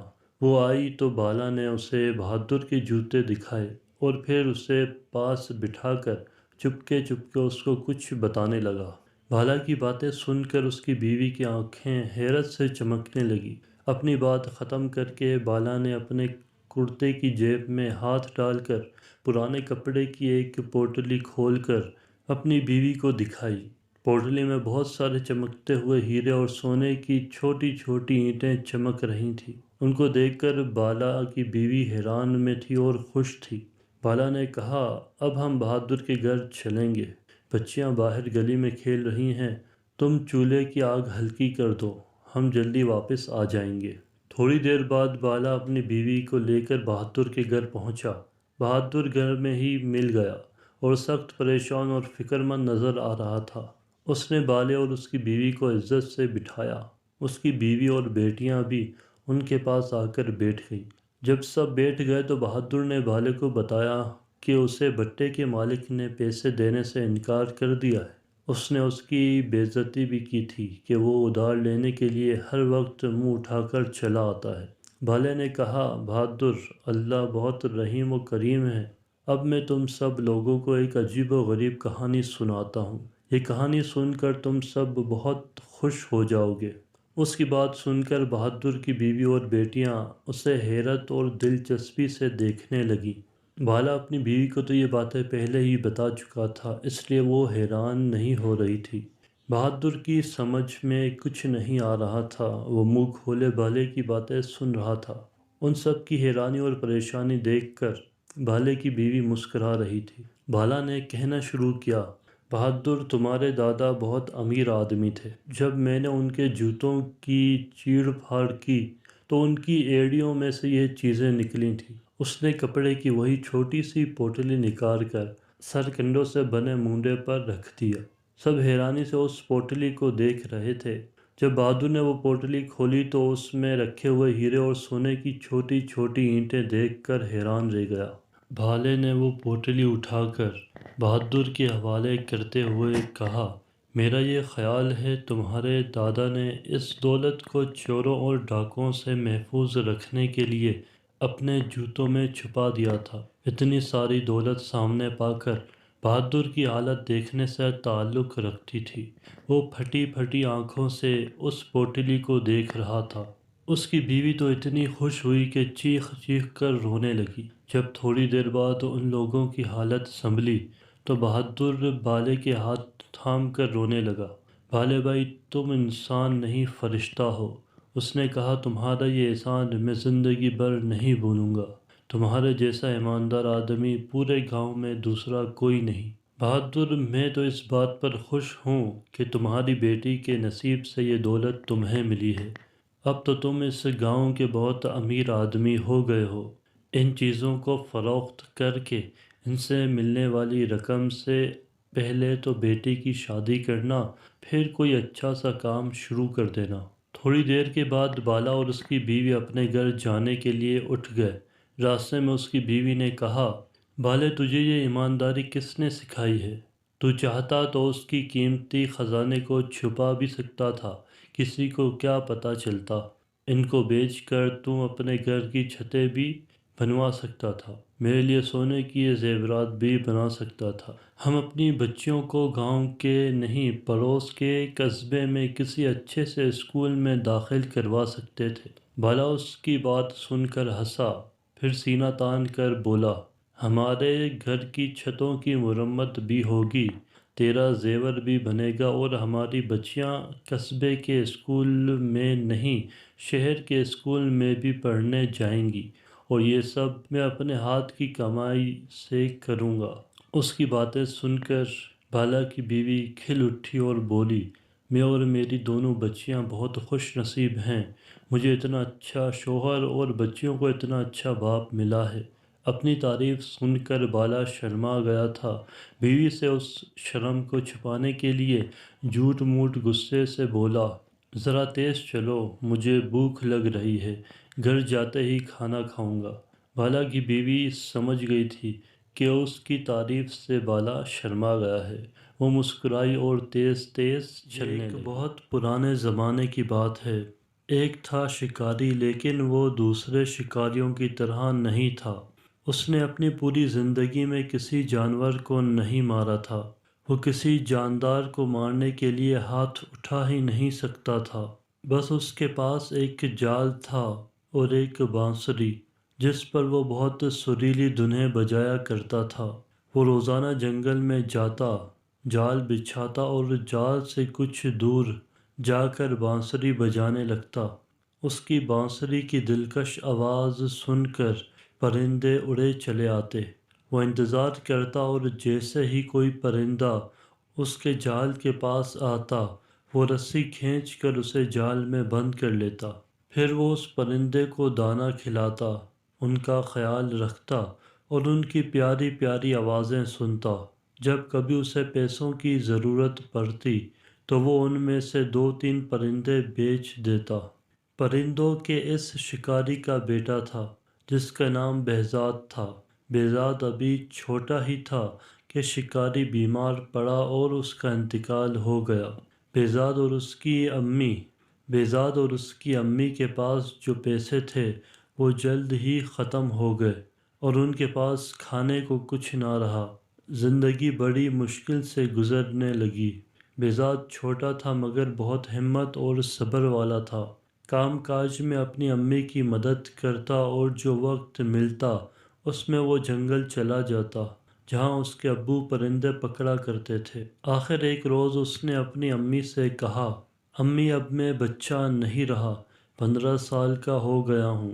ابو کے بعد آپ نے بہت محنت کی ہے، اب آپ مجھے ابو کا جال اور بانسری لا دیجیے، کل سے میں بھی جنگل جا کر پرندے پکڑا کروں گا۔ اس کی امی جانتی تھیں کہ وہ بڑا بہادر لڑکا ہے اور جنگل کا چپا چپا اس نے دیکھ رکھا ہے، اس لیے انہوں نے اسے بانسری اور جال لا کر دے دیا۔ اگلی صبح بہزاد جلدی سے اٹھ گیا اور جنگل کو چلا۔ نہ اسے کسی چیز کا ڈر تھا نہ یہ خیال کہ راستہ بھول جاؤں گا، کیونکہ وہ جنگل کے ایک ایک درخت کو پہچانتا تھا۔ گھنے جنگل میں وہ دور تک نکل گیا اور بانسری بجانے لگا، لیکن پورے دن میں ایک پرندہ بھی اس کے پاس نہ آیا۔ آخر جنگل میں شام کا اندھیرا پھیلنے لگا تو وہ تھکا ماندہ خالی ہاتھ گھر لوٹ آیا۔ اس کی امی جانتی تھیں کہ یہی ہوگا، پرندے پکڑنا آسان نہیں ہے کہ کوئی ایک ہی دن میں یہ کام سیکھ لے۔ انہوں نے اپنے بیٹے کو تسلی دی اور سمجھایا، بیٹا تمہارے ابو بھی فوراً پرندے پکڑنے میں ماہر نہیں ہو گئے تھے، ابھی تمہیں اس کام کو سیکھنے میں بہت محنت کرنی پڑے گی۔ بہزاد ہمت ہارنے والا نہیں تھا، اس نے مستقل مزاجی سے یہ کام جاری رکھا۔ آخر آہستہ آہستہ اسے بانسری پر خوبصورت دھنیں بجانا آ گئیں، اپنے آپ کو پرندوں سے چھپانا اور بغیر ہلے جلے صبر سے دیر تک بیٹھنا آ گیا اور پرندے اس کے جال میں پھنسنے لگے۔ ایک دن اس کے جال میں ایک بہت عجیب اور خوبصورت پرندہ پھنس گیا، اس کے پر 7 رنگوں کے تھے۔ وہ خوشی خوشی گھر آیا اور اس پرندے کو ایک پنجرے میں بند کر دیا۔ اگلی صبح جب وہ اٹھا تو یہ دیکھ کر حیران رہ گیا کہ پرندے نے ایک خوبصورت انڈا دیا تھا، وہ انڈا بھی 7 رنگوں کا تھا۔ بہزاد نے سوچا کہ یہ انڈا بازار میں جا کر بیچ دینا چاہیے تاکہ کچھ پیسے ہاتھ لگیں۔ جب وہ انڈا لے کر بازار پہنچا تو اسے دکاندار نے دیکھ لیا۔ یہ دکاندار بہت چالاک اور لالچی تھا، اس کا کام ہی غریب لوگوں کو دھوکہ دینا اور سستی چیزیں مہنگی بیچنا تھا۔ بہزاد کے ہاتھ میں رنگین انڈا دیکھتے اس نے فوراً آواز دی، اے سنو، کیا یہ انڈا بیچتے ہو؟ میں اسے خریدتا ہوں۔ بہزاد جانتا تھا کہ وہ دکاندار برا آدمی ہے۔ اس کی چالاکی اور لالچ دیکھ کر بہزاد نے کہا، ہاں 10 روپے کا ہے۔ بہزاد کو یہ دیکھ کر حیرت ہوئی کہ چالاک دکاندار نے اس انڈے کی کم قیمت کرانے کی کوشش نہیں کی اور اسے 10 روپے دے کر انڈا لے لیا۔ بہزاد نے بازار سے سودا خریدا اور گھر آ گیا۔ اگلی صبح اس نے دیکھا کہ پرندے نے پھر ایک ویسا ہی رنگین انڈا دیا ہے۔ یہ انڈا بھی اس نے اس چالاک دکاندار کو بیچ دیا۔ اس طرح وہ پرندہ روزانہ ایک خوبصورت اور رنگین انڈا دیتا اور بہزاد اسے بیچ آتا، اور یوں ماں بیٹے مزے سے گزر بسر کرنے لگے۔ ایک دن بہزاد کو خیال آیا کہ یہ چالاک دکاندار اتنا مہنگا انڈا خرید کر کیا کرتا ہے، ضرور اسے بہت زیادہ قیمت پر آگے بیچتا ہوگا۔ یہ سوچ کر اس نے ایک دن دکاندار کا پیچھا کیا۔ دکاندار انڈا خرید کر محل پہنچا اور بہزاد سمجھ گیا کہ وہ دکاندار اس سے روزانہ انڈا خرید کر بادشاہ کو مہنگے داموں بیچ آتا ہے۔ بہزاد نے سوچا کہ کیوں نہ میں خود انڈا لے کر بادشاہ کے پاس جاؤں اور زیادہ رقم پاؤں۔ اس نے ایسا ہی کیا۔ بادشاہ نے اسے ایک انڈے کے 100 روپے دیے۔ جب چالاک دکاندار نے دیکھا کہ بہزاد اب اسے انڈے نہیں بیچتا بلکہ خود محل میں جا کر بادشاہ کو بیچ آتا ہے تو اسے بڑا غصہ آیا۔ بہزاد کو سبق سکھانے کے لیے وہ ایک دن بادشاہ کے پاس گیا اور کہا، بادشاہ سلامت، آپ بہزاد سے اتنا مہنگا انڈا کیوں خریدتے ہیں؟ یہ انڈے تو آپ کو بالکل مفت میں مل سکتے ہیں۔ بہزاد کے پاس ایک عجیب اور خوبصورت پرندہ ہے جو یہ انڈے دیتا ہے۔ آپ اس سے یہ پرندہ چھین لیجئے، آپ کے پاس انڈا اور پرندہ مفت میں ہوں گے۔ بادشاہ نے بہزاد کو حکم دیا کہ پرندہ فوراً لے آؤ۔ بہزاد سمجھ گیا کہ یہ چالاک دکاندار کی شرارت ہے، کیونکہ بادشاہ اتنا بے وقوف ہے کہ وہ کبھی یہ نہیں سوچ سکتا کہ یہ انڈے کہاں سے آتے ہیں، لیکن وہ مجبور تھا کیونکہ بادشاہ کا حکم نہ ماننے پر اسے سخت سزا بھی دے سکتا تھا۔ بہزاد نے اپنا پرندہ بادشاہ کو دے دیا، لیکن اس نے ہمت نہیں ہاری۔ اس نے اپنی بانسری اور جال اٹھایا اور جنگل کو نکل گیا۔ اس نے ایسی دلکش بانسری بجائی کہ جنگل کے کونے کونے سے پرندے نکل نکل کر اس کے پاس آنے لگے۔ اس کے جال میں کبھی تیتر پھنستا، کبھی فاختہ تو کبھی بلبل۔ ان کو بیچ کر دونوں ماں بیٹے ہنسی خوشی زندگی گزارنے لگے۔ بہزاد پورے شہر میں مشہور ہو گیا۔ جب کسی کو کوئی پرندہ پالنا ہوتا تو وہ بہزاد کے پاس آتا اور اس سے پرندہ خرید لے کر جاتا۔ چالاک دکاندار نے یہ دیکھا تو بہزاد سے کہا، یہ پرندے تم مجھے بیچا کرو۔ بہزاد سمجھ گیا کہ وہ اس سے پرندے سستے خرید کر لوگوں کو مہنگا بیچے گا، اس لیے اس نے انکار کر دیا۔ چالاک دکاندار کو بہت غصہ آیا۔ وہ بادشاہ کے پاس گیا اور اس سے کہا، بادشاہ سلامت، آپ نے جو پرندہ بہزاد سے لیا تھا وہ اکیلا ہونے کی وجہ سے اداس رہتا ہے۔ آپ بہزاد سے کہیے کہ ایسا ہی ایک اور پرندہ پکڑ لائے تاکہ آپ کا پرندہ اپنے ساتھی کے ساتھ خوش رہے۔ بادشاہ کی کھوپڑی میں بوسہ بھرا ہوا تھا۔ اس نے سوچا کہ دکاندار ٹھیک کہتا ہے۔ اس نے بہزاد کو بلوایا اور اس سے حکم دیا کہ میرے پرندے کا ساتھی ایسا ہی ایک اور پرندہ پکڑ لاؤ ورنہ تمہاری خیر نہیں۔ بہزاد نے کچھ کہنے کی کوشش کی لیکن بادشاہ نے کہا، میں ایک لفظ بھی سننا نہیں چاہتا۔ میں تمہیں 40 دن کی مہلت دیتا ہوں۔ اگر 40 دن کے اندر اندر تم ایسا ہی ایک اور پرندہ نہ لائے تو تم کو جان سے مار دیا جائے گا۔ بہزاد پریشان تو ہوا لیکن اس نے حوصلہ رکھا اور بانسری اور جال لے کر جنگل پہنچ گیا۔ اس نے دن رات ایک کر دیا، ایسا عجیب و غریب پرندہ کہاں سے ملتا، لیکن اس کی محنت رنگ لائی اور آخر اس کے جال میں ویسا ہی ایک اور پرندہ پھنس گیا۔ بہزاد نے پرندہ پکڑا اور اسے لے جا کر بادشاہ کو دے دیا۔ بادشاہ نے پرندہ تو لے لیا لیکن اسے ایک پیسہ بھی نہ دیا۔ بہزاد سمجھ گیا کہ بادشاہ بھی دکاندار کی طرح ہے، فرق یہ ہے کہ وہ چالاک ہے اور یہ بے وقوف۔ بادشاہ تو پرندہ لے کر خوش ہو گیا لیکن چالاک دکاندار کو بڑا غصہ آیا۔ وہ جانتا تھا کہ بہزاد بہت بہادر، محنتی اور ذہین لڑکا ہے۔ وہ ضرور ایک نہ ایک دن اس سے بدلہ لے گا۔ اس کا خیال تھا کہ بہزاد دوسرا پرندہ نہیں لا سکے گا اور بادشاہ اسے مروا دے گا، لیکن اسے اب بہزاد سے ڈر لگنے لگا کہ کہیں وہ اس کو کسی مصیبت میں نہ ڈال دے۔ اس لیے اس نے بہزاد کو پھنسانے کی ایک اور ترکیب سوچی۔ وہ بادشاہ کے پاس پہنچا اور کہنے لگا، بادشاہ سلامت، آپ کو شاید معلوم نہیں کہ جو پرندے آپ کو بہزاد لا کر دیتا ہے ان کی جان ایک پھول میں ہے۔ بادشاہ نے پوچھا، وہ کیسے؟ دکاندار نے کہا، میں نے بڑے بوڑھوں اور عقل مندوں سے سنا ہے کہ یہ پرندے سال میں ایک بار سمن کا پھول ضرور سونگھتے ہیں۔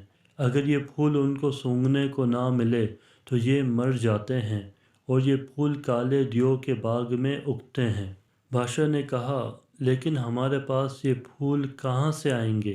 کیونکہ کالا دیو تو اپنے باغ میں کسی کو نہیں آنے دیتا، اور کوئی وہاں پہنچ بھی جائے تو وہ اسے مار ڈالتا ہے۔ دکاندار نے کہا، حضور، یہ کام تو پورے ملک میں ایک ہی لڑکا کر سکتا ہے، اس کا نام بہزاد ہے، اسے بلا کر کہیے کہ فوراً سمن کا پھول لے کر آئے۔ بادشاہ نے پھر وہی کیا جو دکاندار نے کہا تھا، یعنی بہزاد کو بلوا کر کہا، کالے دیو کے باغ سے سمن نام کا پھول لے کر آؤ، ورنہ میرے پرندے مر جائیں گے۔ بہزاد نے کہا، بادشاہ سلامت، میں نے اپنا پرندہ آپ کو دے دیا، آپ نے کہا اس کا ساتھی لاؤ، میں نے وہ بھی پکڑ کر لا دیا، لیکن آپ کا یہ حکم عجیب ہے، مجھے تو یہ معلوم نہیں کہ کالے دیو کا باغ کہاں ہے۔ یہ تم اس دکاندار سے پوچھو، اسے سب معلوم ہے، بادشاہ نے جواب دیا۔ بہزاد نے کہا، حضور، اگر دکاندار اتنا ہی عقل مند ہے اور اسے سب معلوم ہے تو اسی سے کہیے کہ خود سمن کا پھول لے کر آئے۔ بادشاہ نے کہا، نہیں، دکاندار کہتا ہے کہ صرف تم ہی یہ کام کر سکتے ہو، اور اگر میرے پرندے مر گئے تو میں تمہیں اور تمہاری ماں کو مروا دوں گا۔ بہزاد سمجھ گیا کہ اس بے وقوف بادشاہ کو کچھ کہنا دیوار سے سر پھوڑنا ہے، اور یہ ساری شرارت دکاندار ہی کی ہے، اس لیے وہ چپ چاپ گھر واپس آ گیا۔ اس نے دماغ لڑانا شروع کیا کہ کیا کیا جائے۔ اس شہر میں ایک بوڑھا آدمی رہتا تھا، وہ بہت عقل مند تھا۔ بہزاد اس کے پاس گیا اور اسے سب کہہ سنایا، اور پوچھا کہ کیا یہ سچ ہے کہ سمن نامی کوئی ایسا پھول ہے جو کالے دیو کے باغ میں اگتا ہے، اور اسے سونگھے بغیر وہ پرندے زندہ نہیں رہ سکتے؟ بوڑھے نے کہا، ہاں، یہ سچ ہے، یہ پرندے سال میں ایک دن ضرور یہ پھول سونگھتے ہیں، یہاں تک کہ اگر کہیں دور دراز علاقے میں چلے جائیں تو بھی بہار کے موسم میں اس پھول کے پاس ضرور جاتے ہیں، اس لیے کالا دیو اپنے باغ میں یہ پھول ضرور لگاتا ہے، اس طرح یہ عجیب پرندے ہر وقت اس کے باغ میں رہتے ہیں۔ بہزاد نے پوچھا، اگر میں اس کے باغ سے وہ پھول توڑ لاؤں تو کیا پرندے بھی اس پھول کے پیچھے پیچھے آئیں گے؟ بوڑھے نے کہا، ہاں بالکل، لیکن اس پھول تک پہنچنا بہت مشکل ہے، اس باغ کا ایک ہی دروازہ ہے اور اسے کالے دیو کے سوا اور کوئی نہیں کھول سکتا۔ بہزاد نے کہا، میں اسے کھول لوں گا، بس مجھے آپ اس کا پتہ بتا دیجئے۔ بوڑھے نے اسے کالے دیو کے باغ کا پتہ بتا دیا، اور یہ بھی کہا کہ بڑے بڑے پہلوان اور بہادر لوگ وہاں گئے تھے، لیکن کوئی بھی زندہ واپس نہیں آیا۔ دیو بہت طاقتور ہے، تم کوشش کرنا کہ کسی طرح چھپ کر رہو، اگر وہ تمہیں دیکھ نہ سکا تو تمہاری جیت ہوگی، ورنہ وہ تمہیں مار ڈالے گا۔ بہزاد نے ہر بات اچھی طرح سمجھ لی اور اگلے دن صبح ہی صبح چل پڑا۔ وہ چلتا گیا، آخر وہ کالے دیو کے باغ تک پہنچ گیا۔ باغ کا ایک ہی دروازہ تھا جو بہت بڑا تھا اور بڑی بڑی چٹانوں کو ملا کر بنایا گیا تھا، کئی پہلوان مل کر بھی اس کو ہلا نہیں سکتے تھے۔ وہ دروازے کے قریب بیٹھ گیا، لیکن وہ اتنا تھکا ہوا تھا کہ اسے فوراً نیند آ گئی۔ اس کی آنکھ شور سے کھلی، شور ایسا تھا کہ لگتا تھا کہ جیسے آندھی آ رہی ہے، شور قریب آتا جا رہا تھا۔ وہ سمجھ گیا کہ کالا دیو باغ کے اندر جا رہا ہے، وہ فوراً چھپ گیا۔ دیو اسے دیکھ نہ سکا اور اس کے قریب سے گزر گیا۔ بہزاد کو ایسا لگا کہ جیسے کوئی پہاڑ اس کے برابر سے گزر کر جا رہا ہے۔ دیو نے باغ کا دروازہ کھولا، بہزاد سانس روکے دبے پاؤں اس کے پیچھے پیچھے چلا، اور جیسے ہی وہ باغ کے اندر گیا، بہزاد بھی اندر چلا گیا اور فوراً ایک جھاڑی کے پیچھے چھپ گیا۔ جنگل میں پرندے پکڑنے کے کام میں اسے بہت دیر تک ہلے جلے بغیر چھپ کر رہنا پڑتا تھا، یہ عادت اسے یہاں کام آ گئی۔ دیو کو پتہ بھی نہیں چلا کہ کوئی اس کے پیچھے پیچھے باغ کے اندر آ گیا ہے۔ وہ باغ بہت خوبصورت تھا، اس میں عجیب عجیب رنگ کے ایسے پھول تھے کہ بہزاد دنگ رہ گیا۔ اس میں ایسے پرندے تھے جو اس نے پہلے کبھی نہیں دیکھے تھے۔ بہزاد رات کو وہیں چھپا رہا۔ صبح کالا دیو پھر باہر آیا، شاید وہ شکار کی تلاش میں جا رہا تھا۔ جب دیو چلا گیا تو بہزاد جھاڑی کے پیچھے سے نکلا اور باغ میں سمن نام کا پھول تلاش کرنے لگا۔ اسے وہاں ویسے ہی پرندے بھی نظر آئے جیسے اس نے بادشاہ کو دیے تھے، لیکن اسے معلوم نہ تھا کہ سمن کون سا پھول ہے۔ وہاں تو ہر طرح کے پھول تھے۔ باغ میں گھومتے گھومتے اسے ایک بہت بڑا مکان نظر آیا۔ دیو اس مکان میں رہتا تھا۔ بہزاد اس کے اندر چلا گیا۔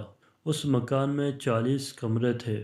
ہر کمرہ دوسرے سے بڑھ کر خوبصورت تھا، لیکن پورے مکان میں کوئی نہیں تھا۔ آخر جب وہ 40ویں کمرے میں پہنچا تو اسے کسی کے رونے کی آواز سنائی دی، لیکن وہاں کوئی نہیں تھا۔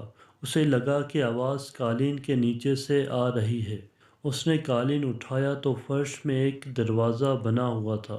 اس نے دروازہ کھولا تو سیڑھیاں زمین کے اندر جا رہی تھیں۔ وہ سیڑھیاں اتر کر اندر چلا گیا۔ نیچے ایک تنگ اور اندھیرا کمرہ تھا۔ رونے کی آواز تیز ہو گئی تھی۔ بہزاد نے غور سے دیکھا تو اندھیرے میں ایک لڑکی نظر آئی جو ہوا میں لٹکی ہوئی تھی۔ اس کے لمبے لمبے بال چھت میں ایک کنڈے سے بندھے ہوئے تھے اور وہ رو رہی تھی۔ بہزاد کو دیکھ کر بولی، ارے لڑکے، تم یہاں کیسے آ گئے؟ تم ہو کون؟ فوراً یہاں سے چلے جاؤ، اگر کالا دیو آ گیا تو تمہارے ٹکڑے ٹکڑے کر دے گا۔ بہزاد نے کہا، تم فکر نہ کرو، وہ باہر گیا ہے، اور یہ بتاؤ تم کون ہو؟ میرا نام چندا ہے۔ وہ منوس دیو مجھے کئی سال پہلے یہاں لایا تھا، تب سے میں یہاں قید ہوں۔ بہزاد نے اس کے بال کھول کر اسے نیچے اتارا۔ اس نے پوچھا، تم کون ہو اور یہاں کیوں اور کیسے آئے ہو؟ بہزاد نے اسے پوری بات بتائی کہ وہ کس طرح سمن کے پھول کی تلاش میں آیا ہے، اور اگر پھول نہ ملا تو بادشاہ اس کی ماں کو نقصان پہنچا سکتا ہے۔ چندا نے کہا، سمن نام کا پھول سب سے پہلے میں نے لگایا تھا۔ اگر مجھے یہاں سے نکال کر لے جاؤ تو میں تمہیں سمن لگا کر دوں گی، پھر سارے پرندے تمہارے پاس آیا کریں گے۔ اس نے بتایا کہ کالے دیو کے استبل میں تیز گھوڑے بھی ہیں۔ بہزاد استبل گیا اور اس نے 2 گھوڑے کھول لیے۔ دونوں ان پر سوار ہو گئے۔ چندا کو معلوم تھا کہ باغ میں ایک پتھر کو دبانے سے باغ کا دروازہ کھل جاتا ہے۔ اس طرح دونوں دروازہ کھول کر گھوڑوں پر سوار ہو کر وہاں سے نکل بھاگے۔ گھوڑے بھاگتے بھاگتے دونوں بہزاد کے شہر میں پہنچ گئے۔ بہزاد کی ماں دونوں کو دیکھ کر خوشی سے پھولی نہ سمائی۔ دونوں کو گلے لگا لیا، کھانا کھلایا، پھر پوچھا، یہ بتاؤ جو پھول تم لینے گئے تھے وہ ملا بھی یا نہیں؟ بہزاد نے پوچھا، امی جب میں گیا تھا تو میں نے آپ کو کچھ نہیں بتایا تھا، پھر آپ کو کیسے پتہ چلا کہ میں پھول لینے گیا تھا؟ امی نے بتایا، بادشاہ کے سپاہی روز آتے ہیں اور پوچھتے ہیں کہ بہزاد پھول لے کر آیا کہ نہیں۔ اتنے میں بادشاہ کے سپاہی آ گئے اور پوچھا، تم پھول لائے یا نہیں؟ اس سے پہلے کہ وہ جواب میں کچھ کہتا، چندا نے کہا، ہاں لے آیا ہے، تھوڑی دیر میں خود بادشاہ کے پاس پھول لے کر جائے گا۔ بادشاہ کے سپاہی چلے گئے تو چندا نے چاقو لے کر اپنی انگلی میں چیرا لگایا، خون کے 2 قطرے نکلے اور نکل کر پھول بن گئے۔ چندا نے کہا، دیو کو معلوم تھا کہ میں اس طرح سمن کے پھول بنا سکتی ہوں، اس لیے وہ مجھے قید رکھتا تھا۔ اب یہ پھول بادشاہ کے پاس لے جاؤ۔ جب وہ پھول لے کر بادشاہ کے پاس پہنچا تو پرندے اداس تھے، انہوں نے چہچہانا بند کر دیا تھا۔ پھول دیکھتے ہی پرندوں میں جیسے جان پڑ گئی، وہ پھر سے بولنے لگے۔ بادشاہ خوش ہو گیا، لیکن چالاک دکاندار یہ دیکھ کر جل گیا کہ بہزاد پھر کامیاب ہو گیا۔ اس نے بادشاہ سے کہا، بادشاہ سلامت، یہ پھول تو مرجھا گئے ہیں کیونکہ پودوں میں لگے ہوئے نہیں ہیں۔ بہزاد سے کہیے کہ وہ سمن کا پودا لے کر آئے جس میں پھول لگے ہوں۔ بادشاہ نے کہا، یہ ٹھیک کہہ رہا ہے، تم کالے دیو کے باغ میں پھر جاؤ اور وہاں سمن کے پھولوں والا پودا اکھاڑ لاؤ۔ اب بہزاد نے سوچ لیا تھا کہ بادشاہ اور دکاندار دونوں کو شرارتوں کا مزہ چکھائے گا۔ اس نے کہا، حضور، یہ پھول کالے دیو کے باغ میں نہیں اگتے، یہ تو ایک ایسے شہر میں ہوتے ہیں جو بالکل ہمارے شہر کی طرح ہے۔ بلکہ اس کا نام بھی وہی ہے جو ہمارے شہر کا ہے۔ جو لوگ مر جاتے ہیں وہ اس شہر میں رہتے ہیں۔ ان سب لوگوں کے بادشاہ آپ کے والد ہیں جن کا انتقال ہوئے بہت عرصہ ہو گیا ہے۔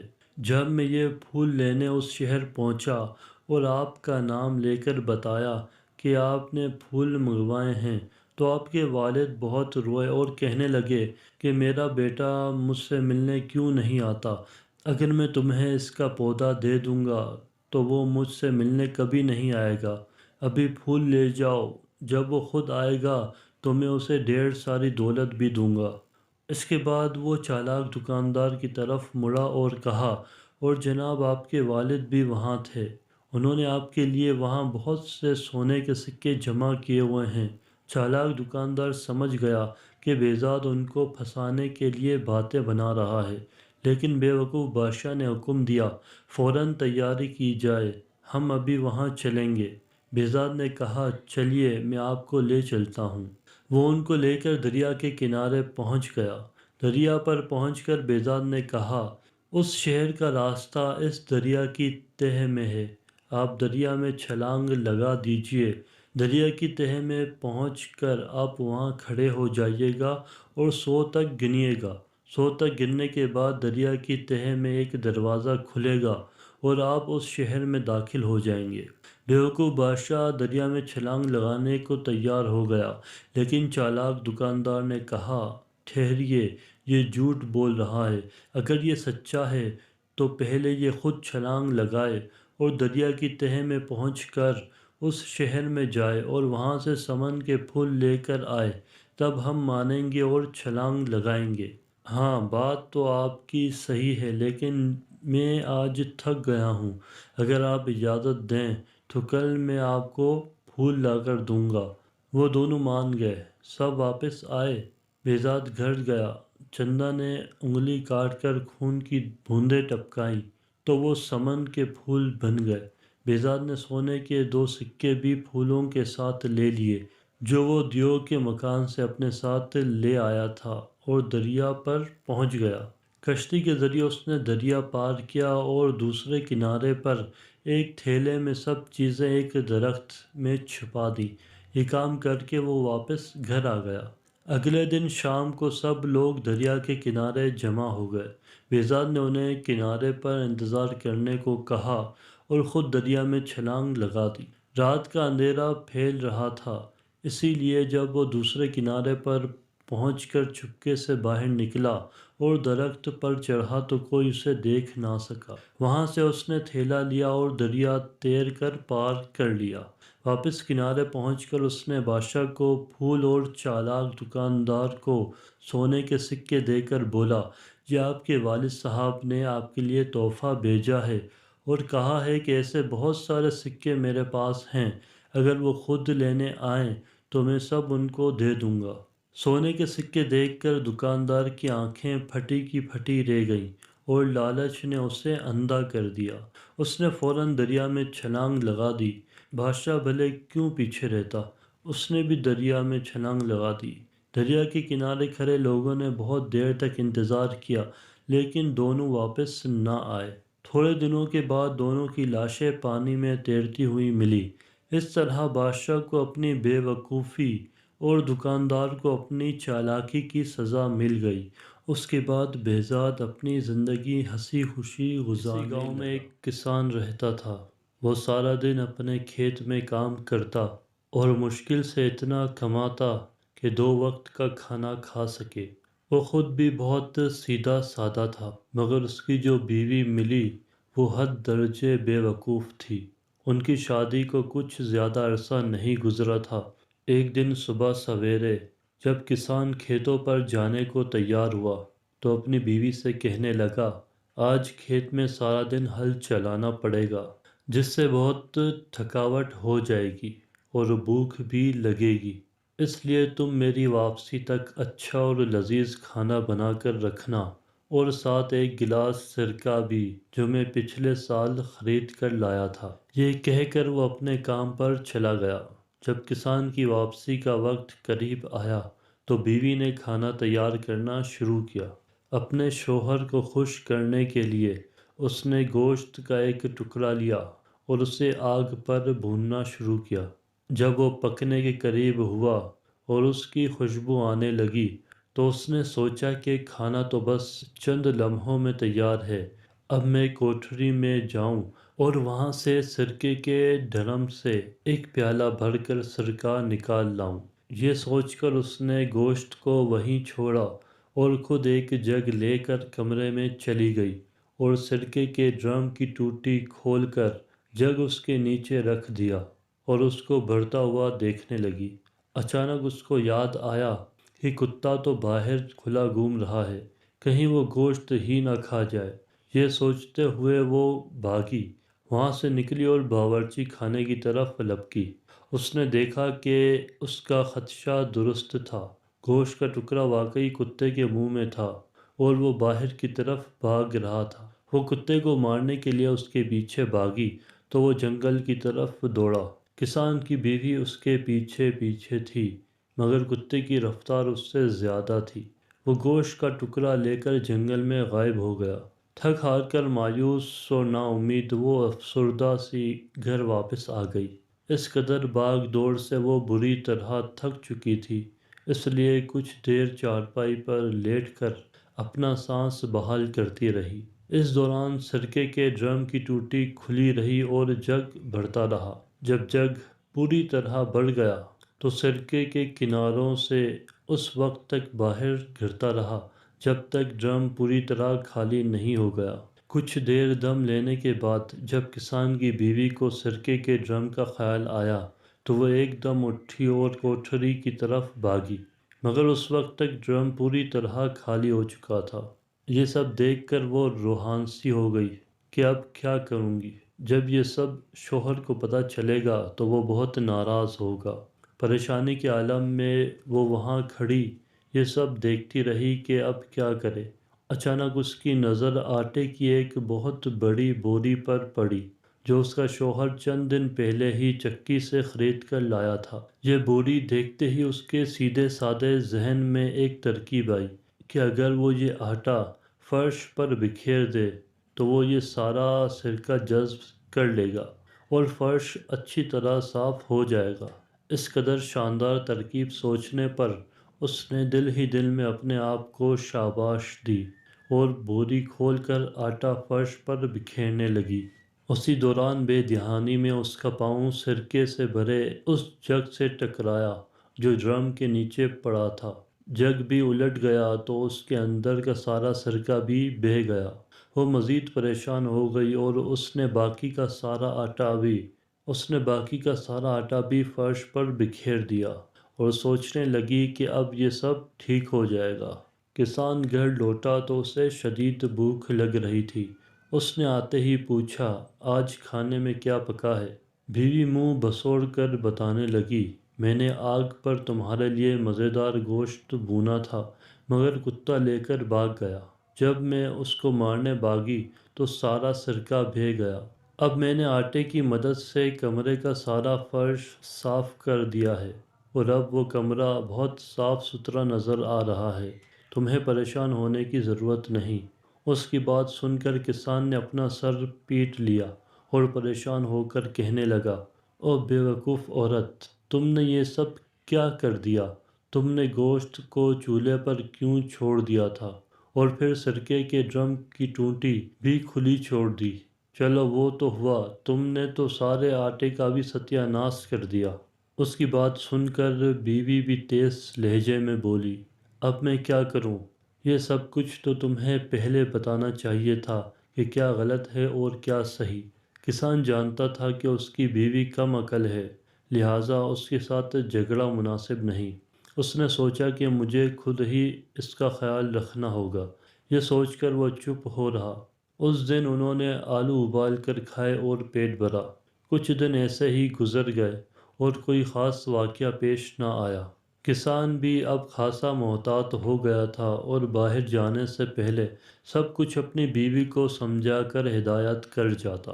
ایک دن کسان نے اپنے کھیت کے ایک طرف اگا ہوا پرانا درخت کاٹا تو جڑ میں سے اسے سونے کے کچھ سکے ملے۔ وہ خوش تھا کہ اب ضرورت کے وقت ان کو استعمال کر لے گا اور کوئی پریشانی نہیں ہوگی۔ اس نے سوچا کہ سونے کے ان سکوں کو کسی جگہ چھپا کر رکھ، مگر اس کو اپنی بیوی کی طرف سے بھی خطرہ تھا کہ کہیں وہ ان کا راز نہ کھول دے۔ یہ سوچ کر بیوی سے کہا، دیکھو، یہ میرے پاس پیلے رنگ کے کچھ بٹن ہیں، میں ان کو ایک ڈبے میں ڈال کر زمین میں دبا رہا ہوں۔ تم نہ تو ان کے قریب جاؤ گی اور نہ ان کو چھو گی۔ ٹھیک ہے، جیسا تم کہتے ہو میں ویسا ہی کروں گی۔ میں ان کو وہاں سے نکالوں گی، نہ ان کو چھوں گی۔ بیوی نے اسے یقین دلایا۔ کچھ روز بعد جب کسان کھیتوں پر گیا ہوا تھا، گلی میں ایک پھیری والا آیا۔ اس کے ساتھ اس کا ایک مددگار بھی تھا۔ وہ گدھوں پر مٹی سے بنے ہوئے خوبصورت نقش و نگار والے برتن لاد کر فروخت کر رہے تھے۔ ان کی آواز سن کر کسان کی بیوی نے گلی میں جھانکا تو یہ برتن دیکھ کر اس کا جی للچا اٹھا۔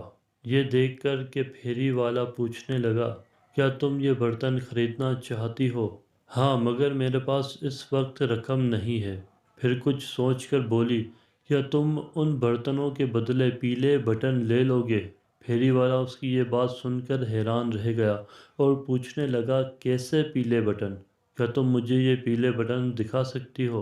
کسان کی بیوی نے کہا، وہ پیلے بٹن میرے شوہر نے ایک ڈبے میں ڈال کر صحن میں دبا دیے ہیں، مگر اس نے مجھے منع کیا ہے کہ میں ان کو ہاتھ نہ لگاؤں، اس لیے تم خود ہی ان کو وہاں سے نکال لو، پھر دیکھ لو۔ اس کی بات سن کر پھیری والا حیران رہ گیا اور وہ فوراً صحن میں جا کر وہ جگہ کھودنے لگا جہاں نشاندہی کی گئی تھی۔ ڈبے کے اندر جب اس نے سونے کے سکے دیکھے تو سارے سکے سمیٹ کر جیب میں ڈالے اور اس کے بدلے کسان کی بیوی کو اپنے سارے مٹی کے برتن دے کر اپنے ساتھی کے ساتھ فوراً وہاں سے 9 تو 11 ہو گیا۔ وہ سمجھ گیا کہ یہ عورت اعلیٰ درجے کی احمق ہے، جسے پیلے بٹنوں اور سونے کے سکوں کا فرق بھی معلوم نہیں۔ دوسری طرف کسان کی بیوی یہ سارے برتن حاصل کر کے بہت خوش تھی۔ وہ سمجھ رہی تھی کہ اس نے پھیری والے کو لوٹ لیا ہے اور چند پیلے بٹنوں کے بدلے اتنے سارے برتن خرید لیے ہیں۔ خوشی خوشی اس نے وہ سارے برتن گھر میں ادھر ادھر سجا دیے۔ تھوڑی دیر بعد جب کسان دوپہر کا کھانا کھانے گھر آیا تو گھر میں اتنے سارے نئے برتن رکھے ہوئے دیکھ کر چونک گیا اور حیرت سے پوچھا، ارے یہ سب برتن کہاں سے آئے؟ بیوی نے مسکراتے ہوئے بتایا، دیکھو کتنے خوبصورت برتن ہیں، یہ سب میں نے ان فضول پیلے بٹنوں کے بدلے خریدے ہیں۔ کیا؟ کسان پریشان ہو کر چلا اٹھا، جب میں نے تمہیں منع کیا تھا کہ انہیں ہاتھ نہیں لگانا تو پھر تم نے انہیں کیوں وہاں سے نکالا جہاں میں نے انہیں دبایا تھا؟ میں نے انہیں وہاں سے نہیں نکالا، میں نے تمہاری پوری بات مانی، تم نے مجھے ان کو چھونے سے منع کیا تھا، اس لیے میں نے انہیں ہاتھ بھی نہیں لگایا، صرف جگہ بتائی تو پھیری والے نے خود ہی کھود کر نکال لیے۔ بیوی نے پوری وضاحت کی۔ او بے وقوف عورت! کسان غصے سے اپنے بال نوچنے لگا، تم نے وہ جگہ اسے کیوں بتائی؟ تم نے مجھے اس بات سے تو منع کیا ہی نہیں تھا، بیوی معصومانہ چہرہ بنا کر بولی۔ کسان اپنا سر پٹکنے اور دیواروں سے مارنے لگا، ارے بے وقوف! وہ سارے پیلے بٹن سونے کے سکے تھے، تم نے یہ کیا کر دیا؟ یہ تو تمہیں پہلے بتانا چاہیے تھا، اب یہ تمہاری غلطی ہے، وہ منہ بنا کر بولی۔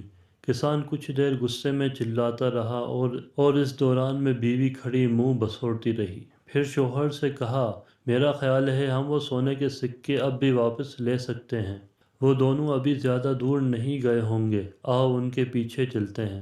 بیوی کی بات سن کر کسان بھی کچھ سوچنے لگا، پھر بولا، ہاں ہم کوشش تو کر ہی سکتے ہیں، مگر اپنے ساتھ کچھ لڈو ضرور لے لینا تاکہ اگر راستے میں بھوک لگے تو ہم وہاں کھا لیں۔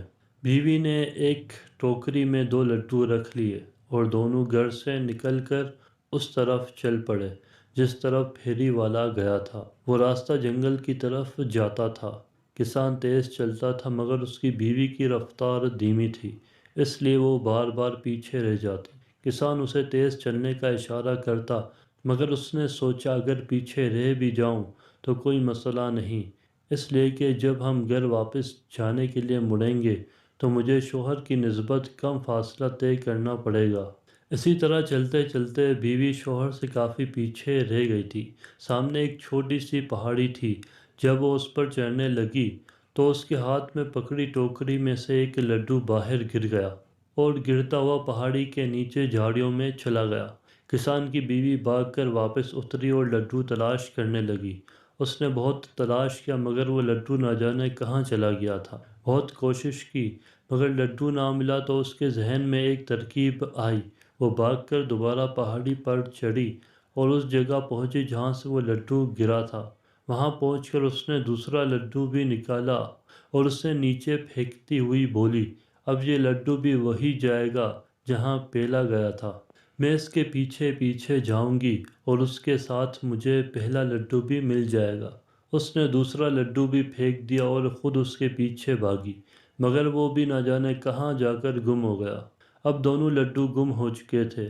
کافی دور ڈھونڈنے کے بعد وہ مایوس ہو کر آگے چل پڑی جہاں پہاڑی کی دوسری طرف کسان ایک درخت کے نیچے بیٹھا اس کا انتظار کر رہا تھا۔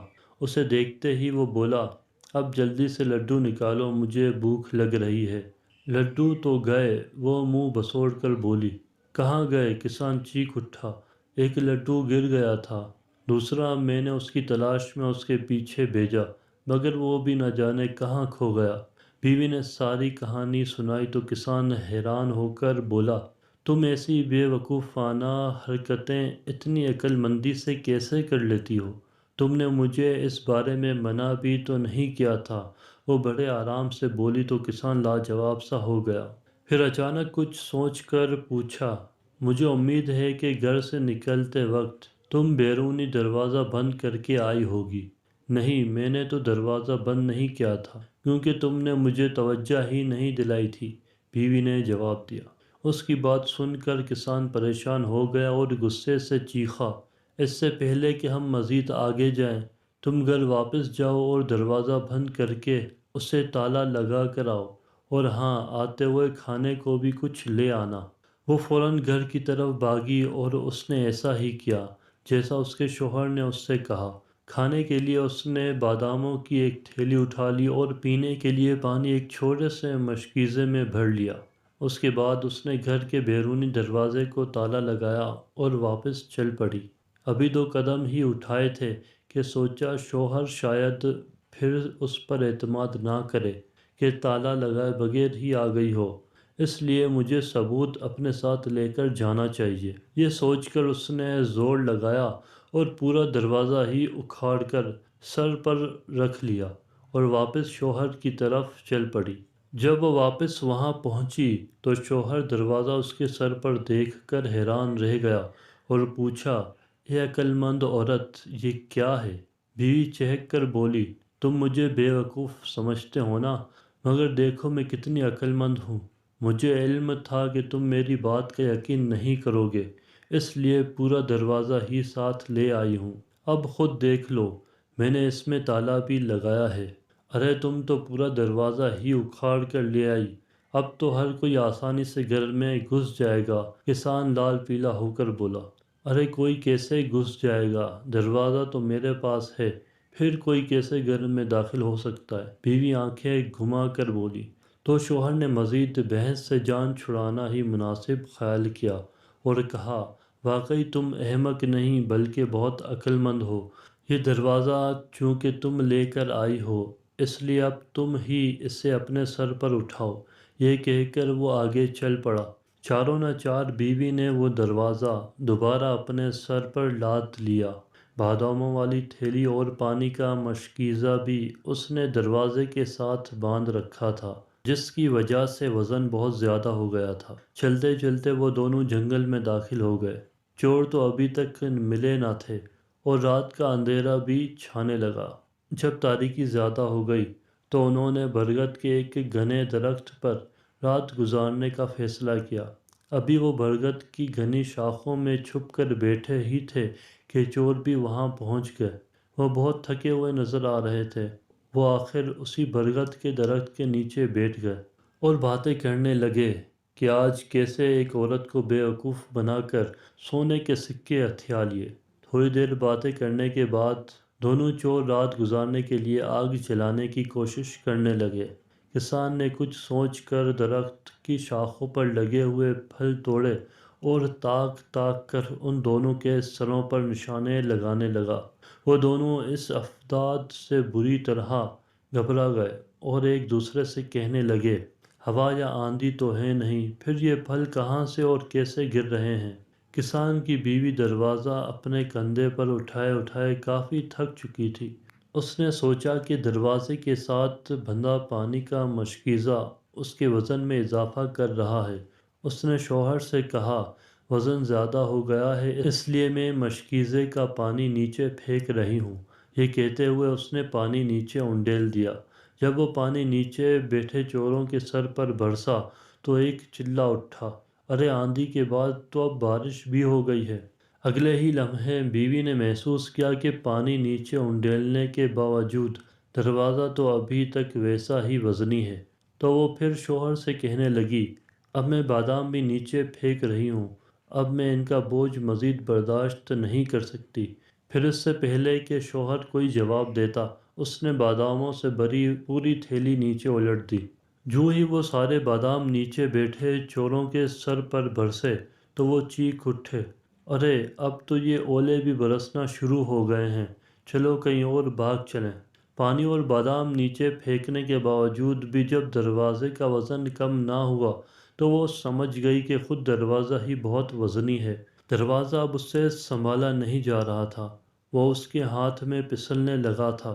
وہ شوہر سے کہنے لگی، لو جی اب دروازہ بھی چلا۔ یہ کہتے ہوئے اس نے دروازہ چھوڑ دیا جو سیدھا جا کر چوروں کے اوپر گرا۔ ارے مر گئے، وہ ایک ساتھ چلائے اور پھر یہ دیکھے بغیر کہ کیا چیز سر پر گری ہے، سر پر پاؤں رکھ کر بھاگے اور کہتے جا رہے تھے، پہلے آندھی آئی، پھر بارش ہوئی، پھر اولے برسے اور اب آسمان ہی سر پر آ پڑا ہے۔ بھاگتے ہوئے چور اپنا سارا سامان وہیں چھوڑ گئے۔ ان کو بھاگتا دیکھ کر کسان اور اس کی بیوی درخت سے نیچے اتر آئے۔ چوروں کے سامان سے ان کو اپنے سونے کے سارے سکے واپس مل گئے۔ انہوں نے چوروں کا سارا سامان اٹھایا اور گھر کی طرف واپس چل پڑے۔ تھا بادشاہ جس کی تھیں 12 شہزادیاں، سب کی سب بڑی خوبصورت تھیں، سب ایک ہی ساتھ رہتی اور ایک ہی کمرے میں سوتی۔ سب کی چارپائیاں کمرے میں برابر سے لگی ہوئی تھیں۔ جب لڑکیاں سو جاتی تو بادشاہ خود آ کر باہر سے کمرے کا دروازہ بند کر دیتا۔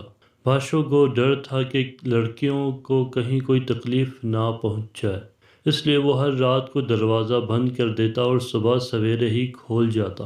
ایک دن صبح کو جب بادشاہ دروازہ کھولنے آیا تو یہ دیکھ کر اسے بڑا تعجب ہوا کہ لڑکیوں کے جوتے ایک قطار میں رکھے ہوئے ہیں، ہر جوتے کی ایڑی گھسی ہوئی ہے، جوتے گرد میں اٹے ہوئے ہیں۔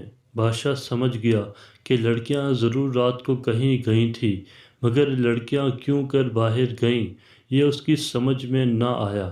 لڑکیوں سے پوچھنا مناسب نہ سمجھا۔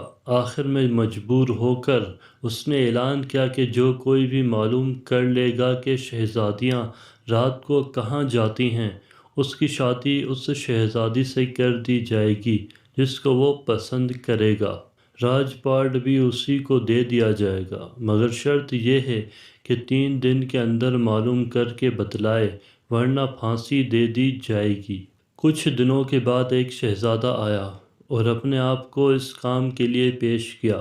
بادشاہ نے اس کا استقبال بڑی دھوم دھام سے کیا، شہزادیوں کا کمرہ دکھلایا، کمرے کے پاس ہی شہزادے کے سونے اور رہنے کا انتظام کیا تاکہ نزدیک سے شہزادیوں کی نگرانی اچھی طرح کر سکے۔